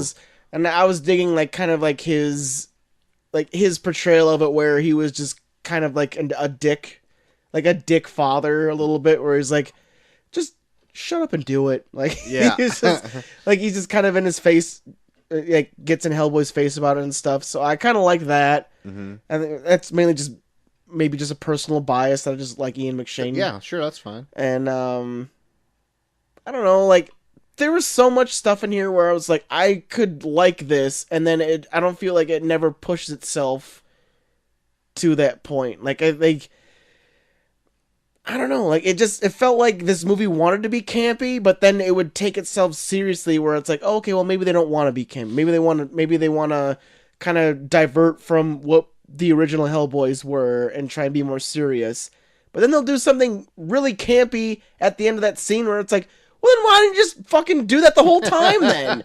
Why did it have to act like so fucking serious and be so fucking brutal and then get to a point where you're doing a thing where where like a pig monster is eating a guy's tongue so he can replicate his voice. I was like, if you're gonna do shit like that, then do that shit throughout. Don't be like, have this weird serious dialogue and then do that where it's like, what the fuck? Yeah, so I'll just talk about that scene in general. Like, so Hellboy does incorporate a lot of like horror aspects of like old folk tales and stuff that are fairly gruesome because they're told almost as is and embellished on a little bit. Yeah. And some of them are very, very odd and very kind of violent, but you never see the violence. Yeah. It's implied in a story. Yeah. Like a story that's actually being told in Hellboy or something. Yeah. And when he meets these creatures, it's never over-the-top, violence-y, gory. Yeah. There might be, like, a sword slash or a gunshot, but there's not, like, an exit wound and you see guts flying everywhere. Yeah. It's more subdued than that. And so there would be, like, a story like that where, a pig monster stole a man's tongue to speak like him to cast a spell. Yeah. That would be perfectly fine in a Hellboy story. Yeah. But then before that, you didn't get to see them viscerally rip the man's jaw off and have him gush blood out of his neck. Yeah. Like, you wouldn't see that in the book. Yeah. But, like, it wasn't things like that bothered me. It was, like, they'd start that scene where they're in a monastery where no one speaks. They're all like writing on chalkboards and stuff. So it's like, this could be a fun gimmick to play with where it's like this pig monster is like trying to interrogate all these monks and they're not speaking to him at all and just writing on chalkboards. Like, do a fucking crazy ass scene where he gets super impatient where he's like, just fucking tell me, where is this? And they're just like frantically like looking at him and writing and shit. It's like, like he's like, no, just tell me, like, and shit like that. Like that would be fucking funny, but instead they go like this route where it's like he's just fucking mauling them and killing the shit out of them. Yeah, and then he gets the one guy to killing the shit out of them, and then gets one guy to point it out to where it is. Where it's like, okay, well maybe they could do a really fun, campy scene with this, but instead, maybe they're going a more serious route. Maybe that's what the books are like. Okay, I'll follow along. And then there's a thing where he's like, oh, you're not going to do it? Then I'll do it. And he rips his tongue out and speaks like him, where it's like, what if you're going to be this fucking weird and campy, then be this weird and campy throughout. Don't have these weird scenes where you're fucking being this weird, brutal monster murdering these monks, and then have a scene where it's like, I'm going to talk like you. Yeah. Like, if you're going to be weird, be weird. What did you think of the pig character whose name was Graugotch? I was like, oh, sweet, Bebop's in this fucking movie. Like, oh my god, that's good. He is like a very big player in the books, but for whatever reason, I'm just surprised that they decided to throw him in here. Yeah. The one big prop that I actually want to give this is that they did throw a lot in, like that I would never expect them to ever put in a Hellboy movie. Yeah. Like, wow, you really did it. Yeah. Cool. But then at the same time, it's like, ooh, you put that in there. You're really throwing a lot in there. You're doing a whole lot, and I feel like you could tone it down a little bit. Yeah. The best part of Hellboy is he is just a meandering blue-collar paranormal investigator, and it's just never come across in really any of the movies yet. Even the Perlman ones, he's I think closer than this one. Yeah. But the best parts of it is like the silence and the like adventure he goes. It'd be like a better series than like a movie trying to cram all this information in. Yeah. Just to have like a slow episode where nothing happens but like a conversation. Yeah. I did like that they kind of like had a cold open where he's in Mexico. Yeah. Because that's like a whole thing in like Hellboy lore where like for a couple months he's just drunk in a drunken stupor in Mexico.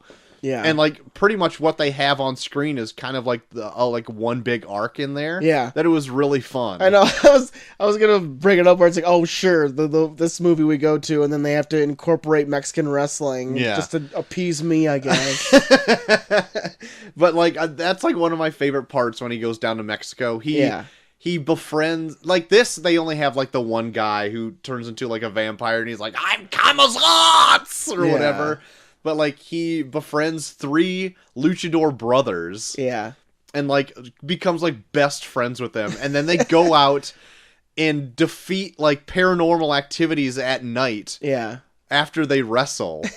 And so they go out in their luchador garb and Hellboy's out and they just beat the shit out of vampires and ghosts and stuff. Awesome. And I'm like, that is so pulpy and funny.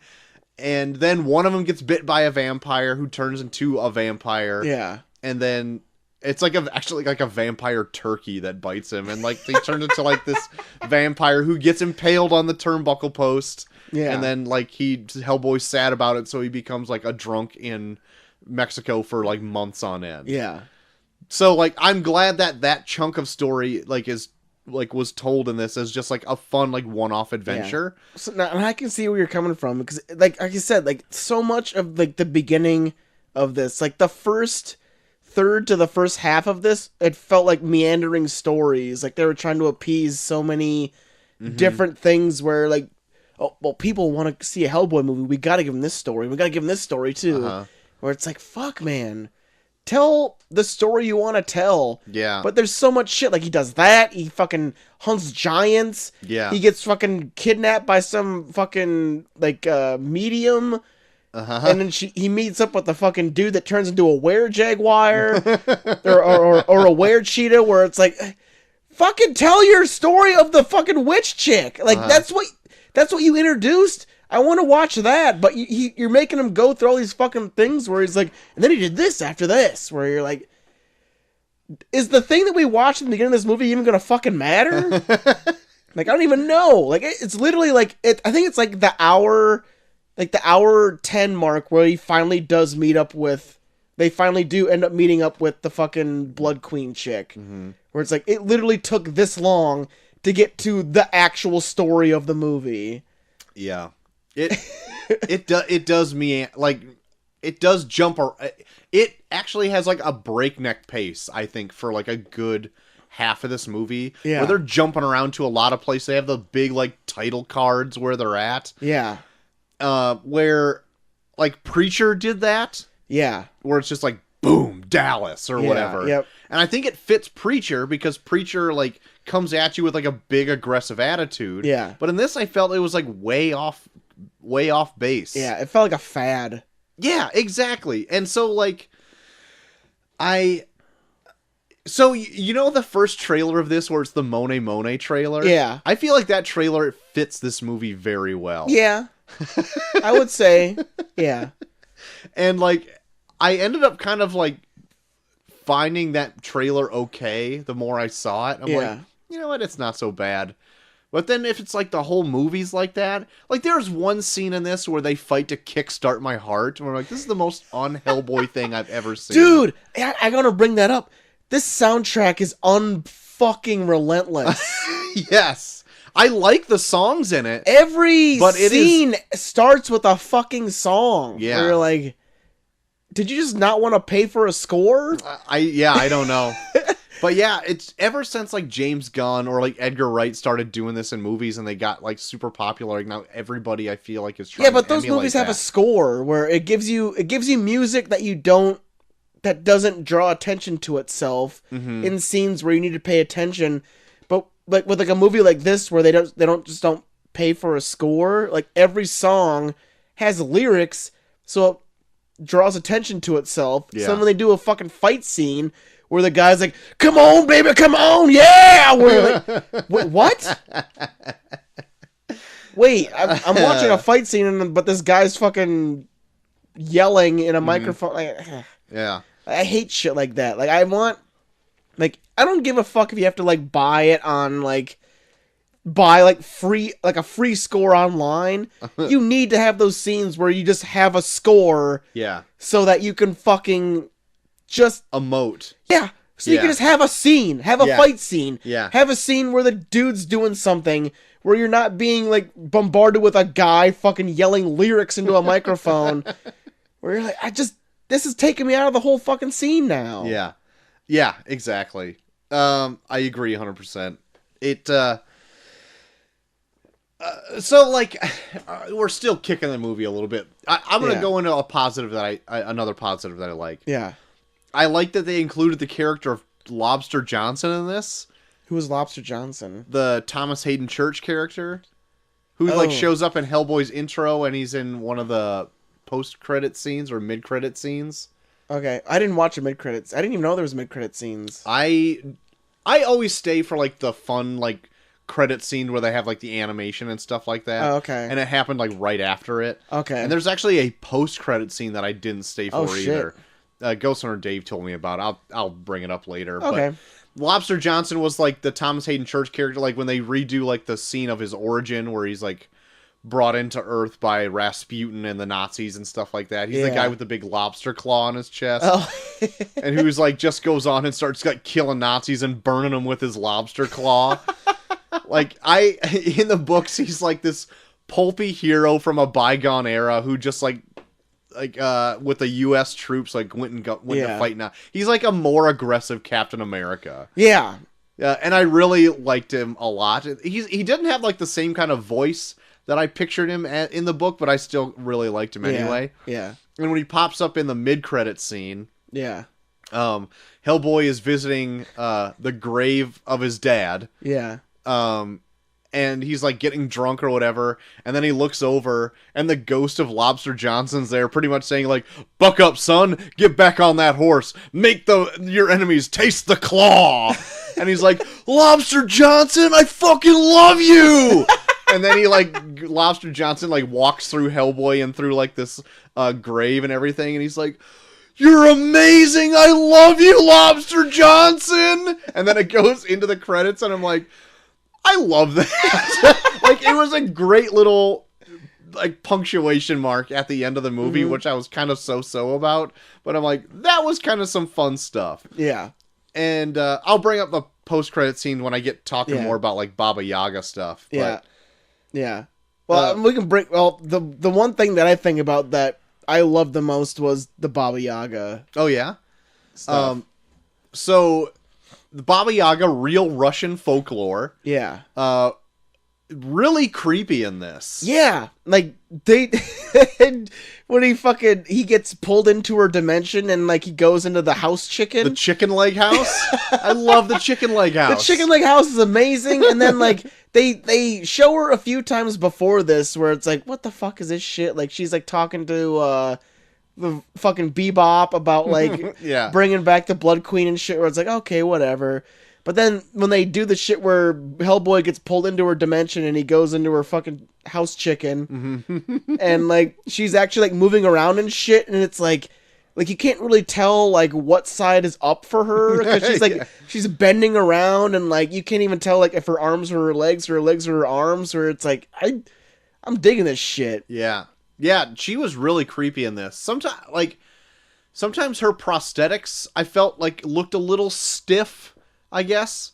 Well, I think everyone's prosthetics in this look stiff. Yeah. I think we were just spoiled with like Guillermo del Toro prosthetics for the previous two, which are really great. Yeah. And in this they weren't like, I don't think as up to par, but the budget was a little bit less as well. Yeah. But with what they had to work with, I thought Baba Yaga looked fucking awesome. Yeah. They really amped up the horror element of her, even doing like that horror crab walk type stuff. Yeah. And just being nasty, but like even like the part where like you see like she's eating children's hands. Yeah. And like they've got like some hanging in a back room. And I'm Yeah. like, oh my God, they're really going for it here. Yeah. Like she was creepy as fuck, and she was like interesting. Like I wanted more shit. Like I almost kind of wanted this to be kind of like what Constantine was, where it's like Hellboy kind of wandering through this case and then coming across these different personalities in his workspace, where he kind of uses them to further his development in the case. Like that's what I like the most about Constantine, where it's like he has these different contacts that he comes across. Yeah. Where, and that comes in plenty in the source material. Yeah, I would. That's what I kind of want this movie to be. Like he's like, okay, I got this case about the Blood Queen. Who do I talk to first? Oh, this guy that lives in like a hole in the ground. Right. And then you see all of his weird eccentricities while he's talking to him and trying to figure out the case and shit. Like, that's what kind of made me hopeful about it. Where it's like I wanted this to kind of be like a slightly weirder mythological Constantine. I also was looking for more, like they incorporated a lot of like Hellboy stuff in this, and it kind of runs the gamut from like Lovecraftian stuff to folklore to all that kind of stuff. So it does a lot in the movie as well as in the books. Yeah. But like I always liked the little things where he's like, well, I have this little trinket that'll help me do this, or if you burn sage in the air, it'll like rid it of ghosts and all. And I wanted like more of that kind of stuff, which I don't get a lot of in this. And I kind of lost my train of thought there. That sucks. But I'm going to just go into another positive that I liked. Because I like the Baba Yaga. Yeah. I don't think I liked it as much as you, but I actually really liked when he went on that the wild hunt with those hunters that like wear like the deer head as the main guy or whatever. Yeah. I think that I was looking forward to that. And that was actually the one big surprise I had in the movie. Yeah, like they turned on him. Yeah, I was looking forward to it, and then it went nowhere because it just turned on him and did like a whole fucking thing. Yeah, and it was also like they do that in the book too, so I don't even know why I didn't see it coming. But like I liked that he gets kind of like persuaded to go there by his dad. Yeah, and his dad like I guess didn't know them well enough that they thought they're gonna try to kill him. I know, like, I was interested in the aspect that it was a thing where all these things started popping up where people were starting to get this idea that Hellboy is more of a liability than like a use. Mm-hmm. So then, like, even people that like him were like, that medium chick was like, I should probably kill you. Because there's all these voices in my head saying that you're going to be the cause of the end of the world. Mm-hmm. But then they kind of convince themselves that, oh, well, maybe he's going to be good enough that it won't be a big deal. Mm-hmm. But then when they do shit like that, they don't make it a factor in the story. They just kind of be like, never mind. If you're going to make it a component of the story, make it like it's an actual thing that you're fucking fighting against, where like the only person to really do that with is that Daimo guy, but he fucking hates him to begin with, so like he's like looking for any excuse to kill him. Yeah. So it's like I don't know. It's like they introduce things and then they don't really care to really make them to flush them out to make it like an emotional component for me. They're just like, well, this is a thing that could happen. Yeah. Like, his best friend could probably kill him. I mean, it could happen. Right. Where you're like, oh, could it happen? Or do you want me to feel like, holy shit, this person might kill him and they love him? Yeah. Where they're like, no, this is a thing that could happen. Like, I feel like that's a big component of this whole movie. Is like, they don't care enough to make you feel for the things that could happen. Mm-hmm. They just introduce it, and then they're like, well, just keep remembering that, because that could probably happen. Yeah, but because this movie just keeps powering through itself to get on to the next thing. Yeah. Speaking of, like, the one thing I wanted to bring up that I have in my notes is that they chose an odd story to do a relaunch of, because this is, like, the last Hellboy story before he dies. Yeah. In the books, like, he finds out that he's, like, a descendant of King Arthur. Yeah. And it's, like, his last story. Yeah. Before he, like, goes to hell or whatever. Yeah. And I found that, like, an odd choice, because I even thought that, like, that was, like, a stretch in the books, and I'm not, like, a huge fan of that, to be honest. Yeah. So that was kind of, like, throwing me off. They're like, oh, they're just going for the King Arthur stuff, like, right away in the beginning of this movie. I'm like, I'm not even, like, a huge fan of that.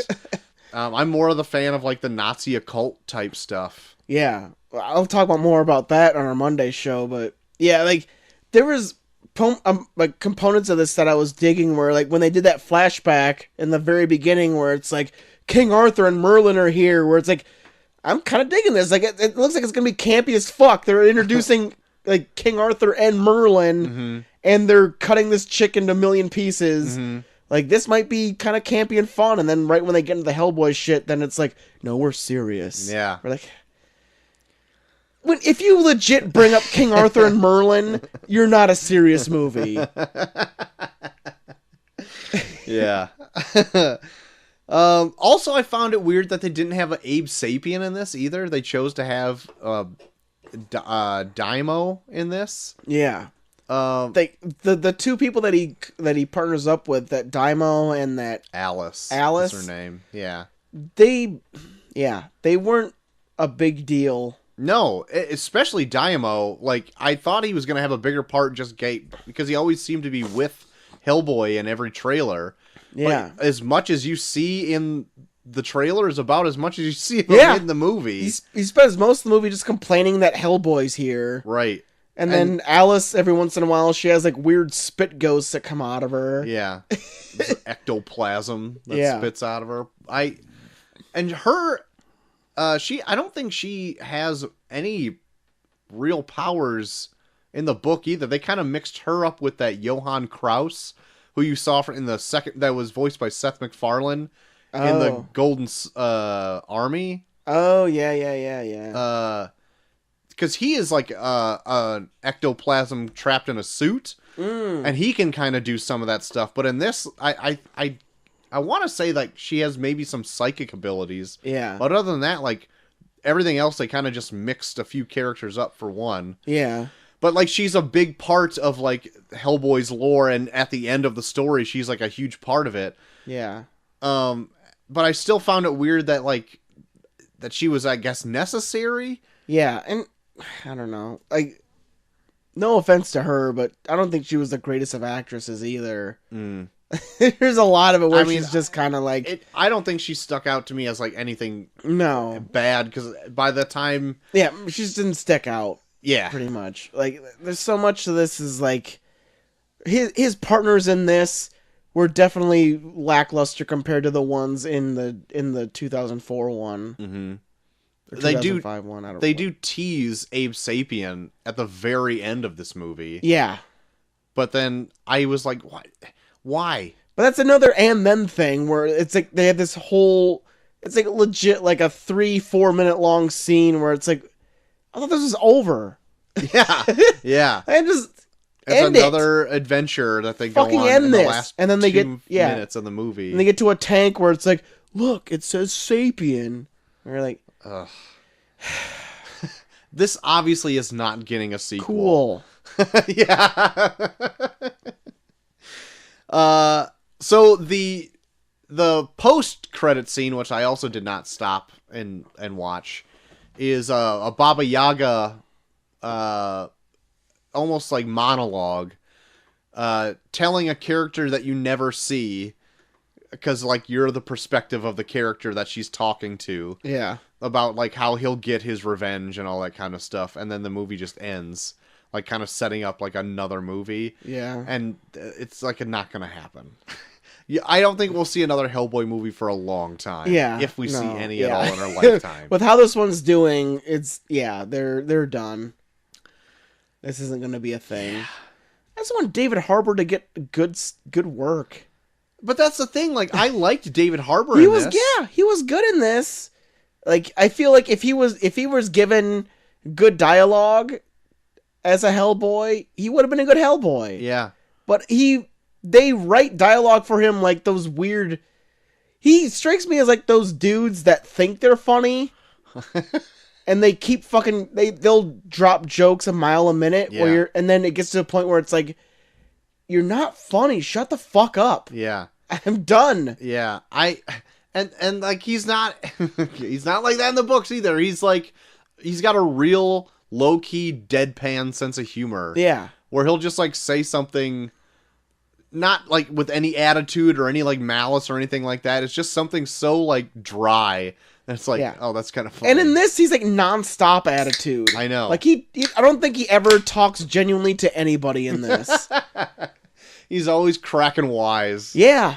Like I'll talk about it more on Monday, but the thing I give Ron Perlman the most is that like when he has sass talk, like it's during a moment where it's well deserved. Yeah. In this it's like constant, like, oh yeah? Oh, are you gonna do that? Oh cool, whatever. Where it's like, dude was asking how your day was. Yeah. Like shut the fuck up, man. Yeah. Like be a decent person, you piece of shit. Oh, what else? Do I got anything else? I don't know. I don't got much of anything else. I mean, the horns with the crown look cooler yeah. than in the remake or than in the original, I guess, just because they had better graphics, I guess. Yeah. Even though, like, I don't think the CG looked amazing in this. No. There's a few times where I'm like, ugh, whatever. Did you want to talk about the big end of the world giants type stuff? Oh, Jesus Christ. Like, why? Yeah. It goes into the over violence again. My just for God. the sake of having and it. it's literally like no one else that you've followed throughout this whole story is involved in these scenes. It's Right. just weird giant demons come out of the ground and just kill people in the most gruesome way possible. Yeah. Where it makes Hellboy look like a dick. Because for the split second that he decided to do this, those people died at the most gruesome deaths imaginable. Yeah.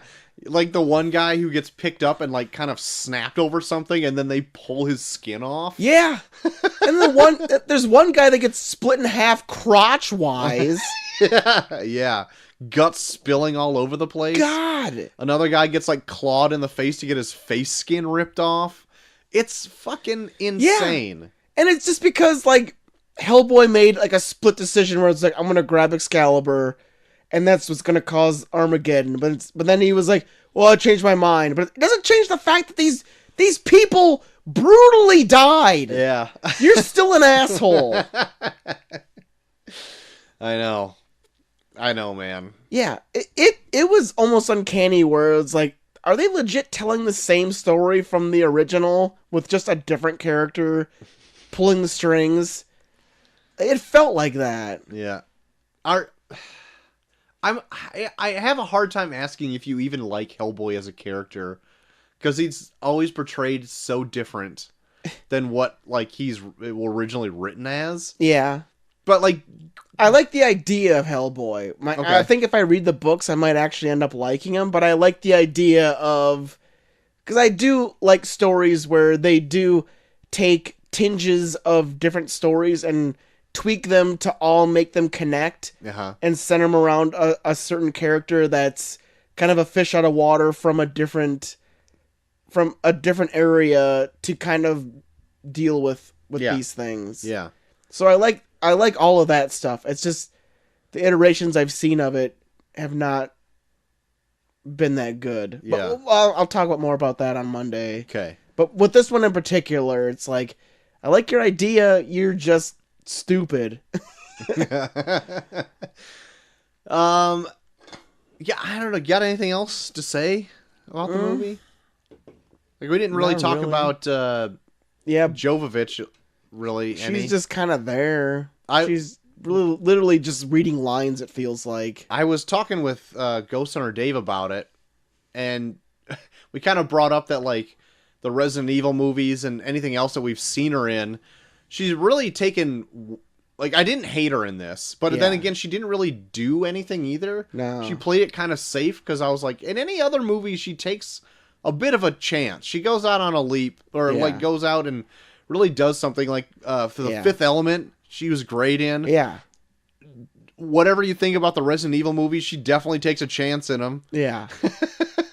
And, like, in this, it's just like, nah, she's just there playing a character. It could have been really anybody. She was wearing a blouse almost the whole time where it was almost apparent that her tits were about to come out. Yeah.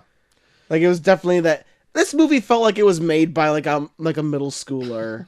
A middle school edgelord. Yeah. Like, just some dude... Yeah. Like, it felt like so much of this was so, like, violent for the sake of violence. Like, yeah, like, every line... Like, most of the lines involve a fuck or a shit. Yeah. Like, the only thing that, like, if there was, like, an overabundance of sex, I would be like, this feels like a middle schooler made this movie. Yeah. Yeah, it's Like, disappointing. that's the only thing that makes it feel like it wasn't, like, made by middle schoolers, that there's not that much sexual stuff in it. But then you get into scenes with Mila Jovovich where she's, like opening her arms with, like, this blouse where, like, the V is, like, slowly, like, sliding closer and closer to her nipples, where it's like, what the fuck, man? Yeah. You just want to... Are you, like, those really... teen butts in seats. Yeah, like, teasing those titties. Yeah, TTT. Tease those titties. I got not much really else to say about it besides like maybe trying to give it a grade here. Go for it. So there were parts in this I did like. I thought parts of it were fun. Yeah. And because I think I know the character more than maybe a vast audience, well, not even a vast audience that saw this, the audience that saw this. the significant... Nobody saw this.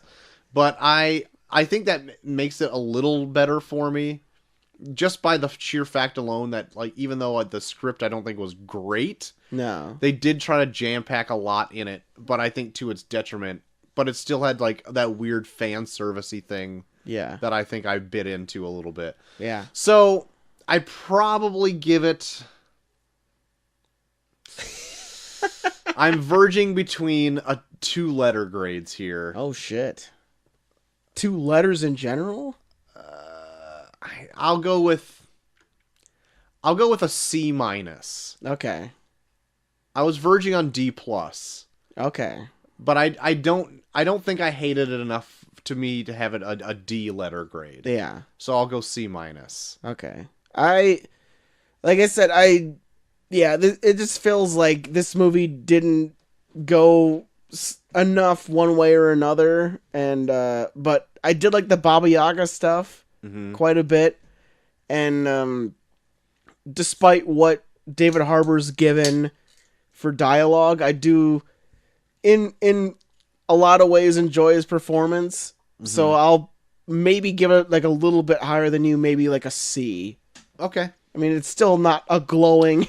No, I thought you were actually going to be lower than that. So yeah, it's not glowing by any means, but it's like I wasn't like bored. I was just like, what the fuck is happening? There was a 5-minute stretch where I did fall asleep in this movie. And I think it was it was right before he goes to see the Baba Yaga in the chicken leg house. Yeah. During that little, I don't even know where he was at, obviously. I fell asleep. Yeah.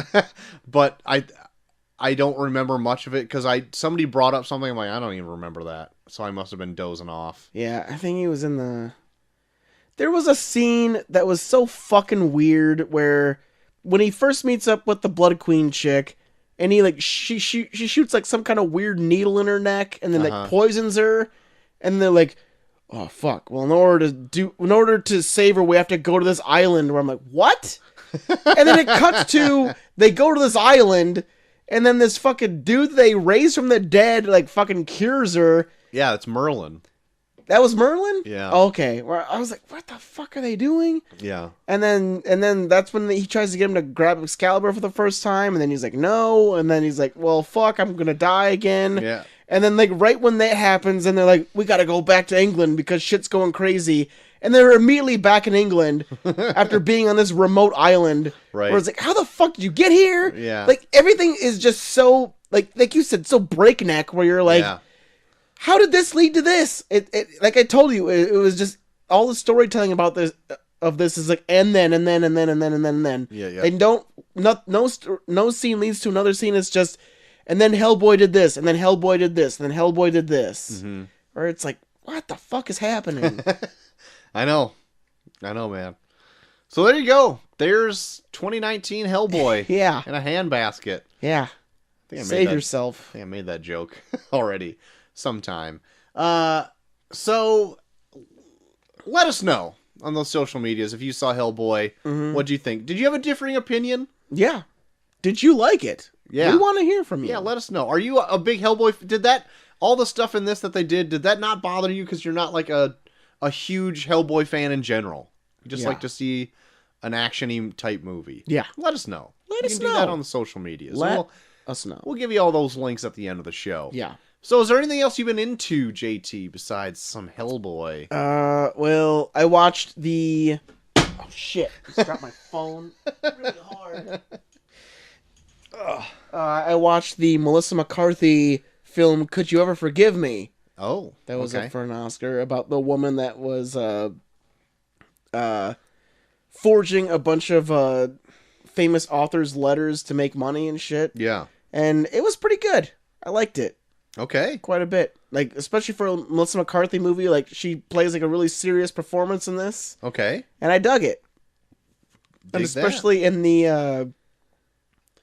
I like, she doesn't come off as, like, a good person, that.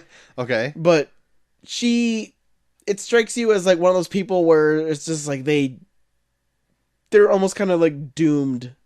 Like, Yeah. they just, they try so hard to rest on their art as like a writer that they're like, well, this will just get me to where I need to go. Where it's like, well, you got to do other shit too. Mhm. And then she just rested on that for so long that she's now in this dead end street where she just lives in a shitty ass apartment and she has nothing to show for it. And she just rests on the fact that, oh, I'm really good at replicating other people's writing. Mm-hmm. I'm going to construct these letters and sell them. And then as it goes on, like, it's kind of like a cool, like, monkey's paw type thing where it's like the more elaborate she goes with the letters, where she tries to replicate more famous authors' writings, the more they're like, oh, wow, this is really good. I'm going to show my friend that actually knew this person. Where it's like, oh, fuck, no.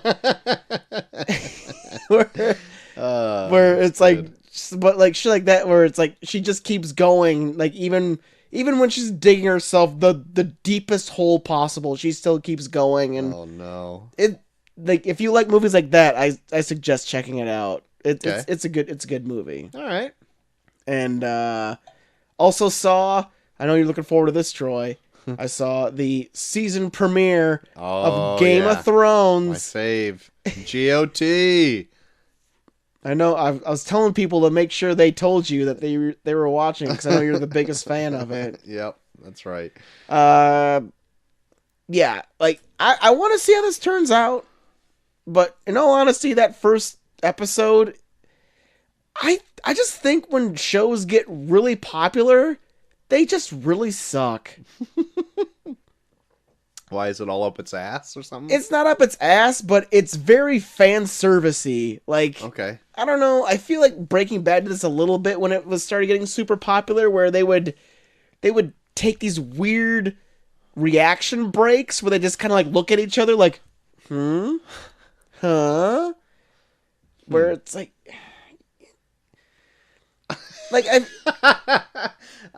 Okay.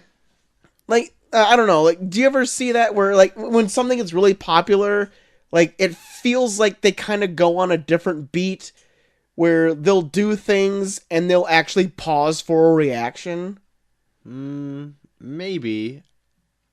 I suppose I'd look out for it now, but I don't know. I don't know. I It can't feels think of like- any off the top of my head. It feels like Game of Thrones is doing that now, where they understand how popular they are, and now they are really playing up to, like, oh, fans are gonna fucking love this. We gotta really milk this. Like, there's a scene in the premiere where, like, two people are riding dragons, and then they just do this really cheesy scene where they're, like, making out with each other, and the dragon's just watching them like, yeah, fuck each other.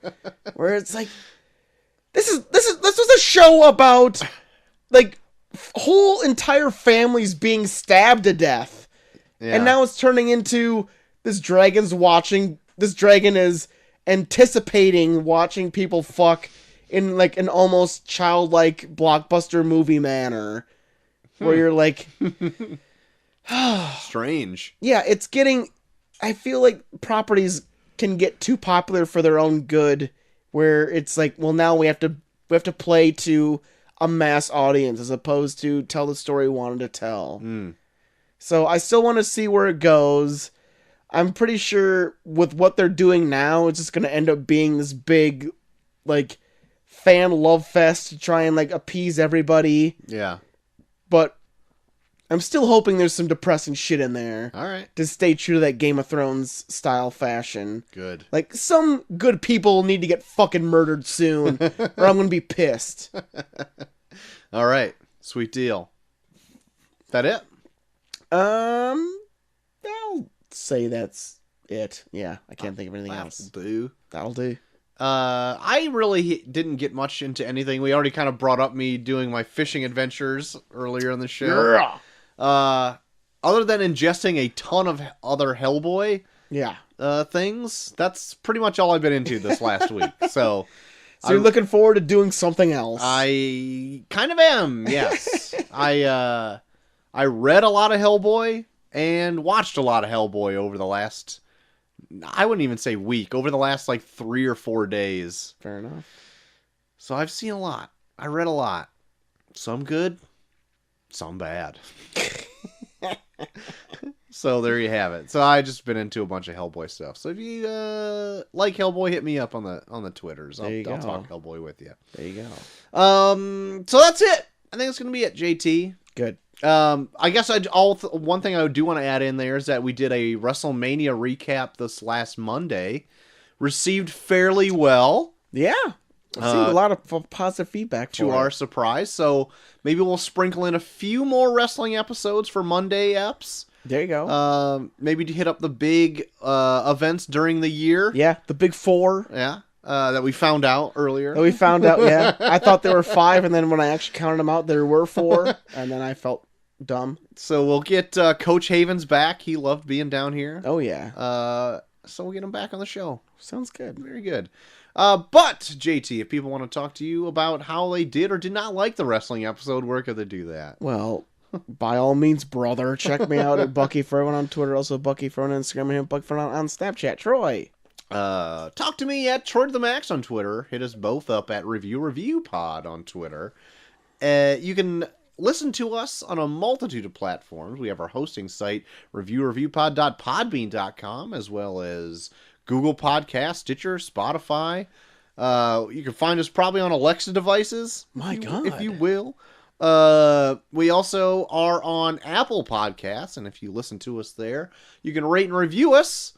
Oh, I was supposed to look up the reviews from Apple Podcasts this last week. I forgot. Look it up. I was trying to look it up on my phone, and I still couldn't do it. I think I got to actually get into my laptop and log into our account to see it. Okay. Anyway, and if you rate and review us there, if you like the show, that helps other people find the show. And if you want to write in, you can do so at reviewpod@gmail.com. Yes. There you have it. Monday, we are talking more Hellboy. More Hellboy. For all you Hellboy heads out there, we're going to be diving into the original 2004 Hellboy. Yep. Ron Perlman. Guillermo del Toro. Back at it. Back at it. We'll see how this one... We'll do a deeper dive on how this one measures up to the new one. Mm-hmm. So we can talk more openly about the older one. Yeah. And for next Thursday, to build up to Avengers Endgame, yep, we're going to talk about the movie that started it all. That's right. We're going to talk about the original Iron Man. That's right. Where it all started.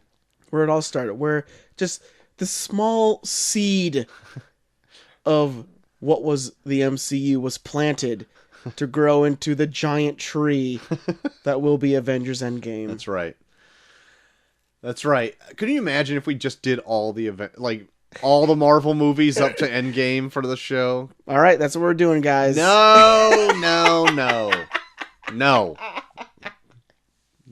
going to stop that right now. Nip it in the bud. Yeah. So, yeah. Check out Iron Man for next Thursday review. Yeah. It's going to be a good time. Leading into one of our biggest reviews of the year, I would say. Probably. For Avengers Endgame, which will probably be a day early because old Troy's got to go to the Dells. Yeah. I'll be going on vacation. Yeah. Actually, I might have to talk to you about after that. It'd be probably 2 days early. Whoa. But we'll get into that later. Well, we could probably figure something out. We'll let you know. We'll let you know next week. Yeah, you bet. So, in due time, we will be reviewing that 2004 Hellboy movie. But until then, I've been Troy to the Max Extreme. I'm Suzuki. And we are off.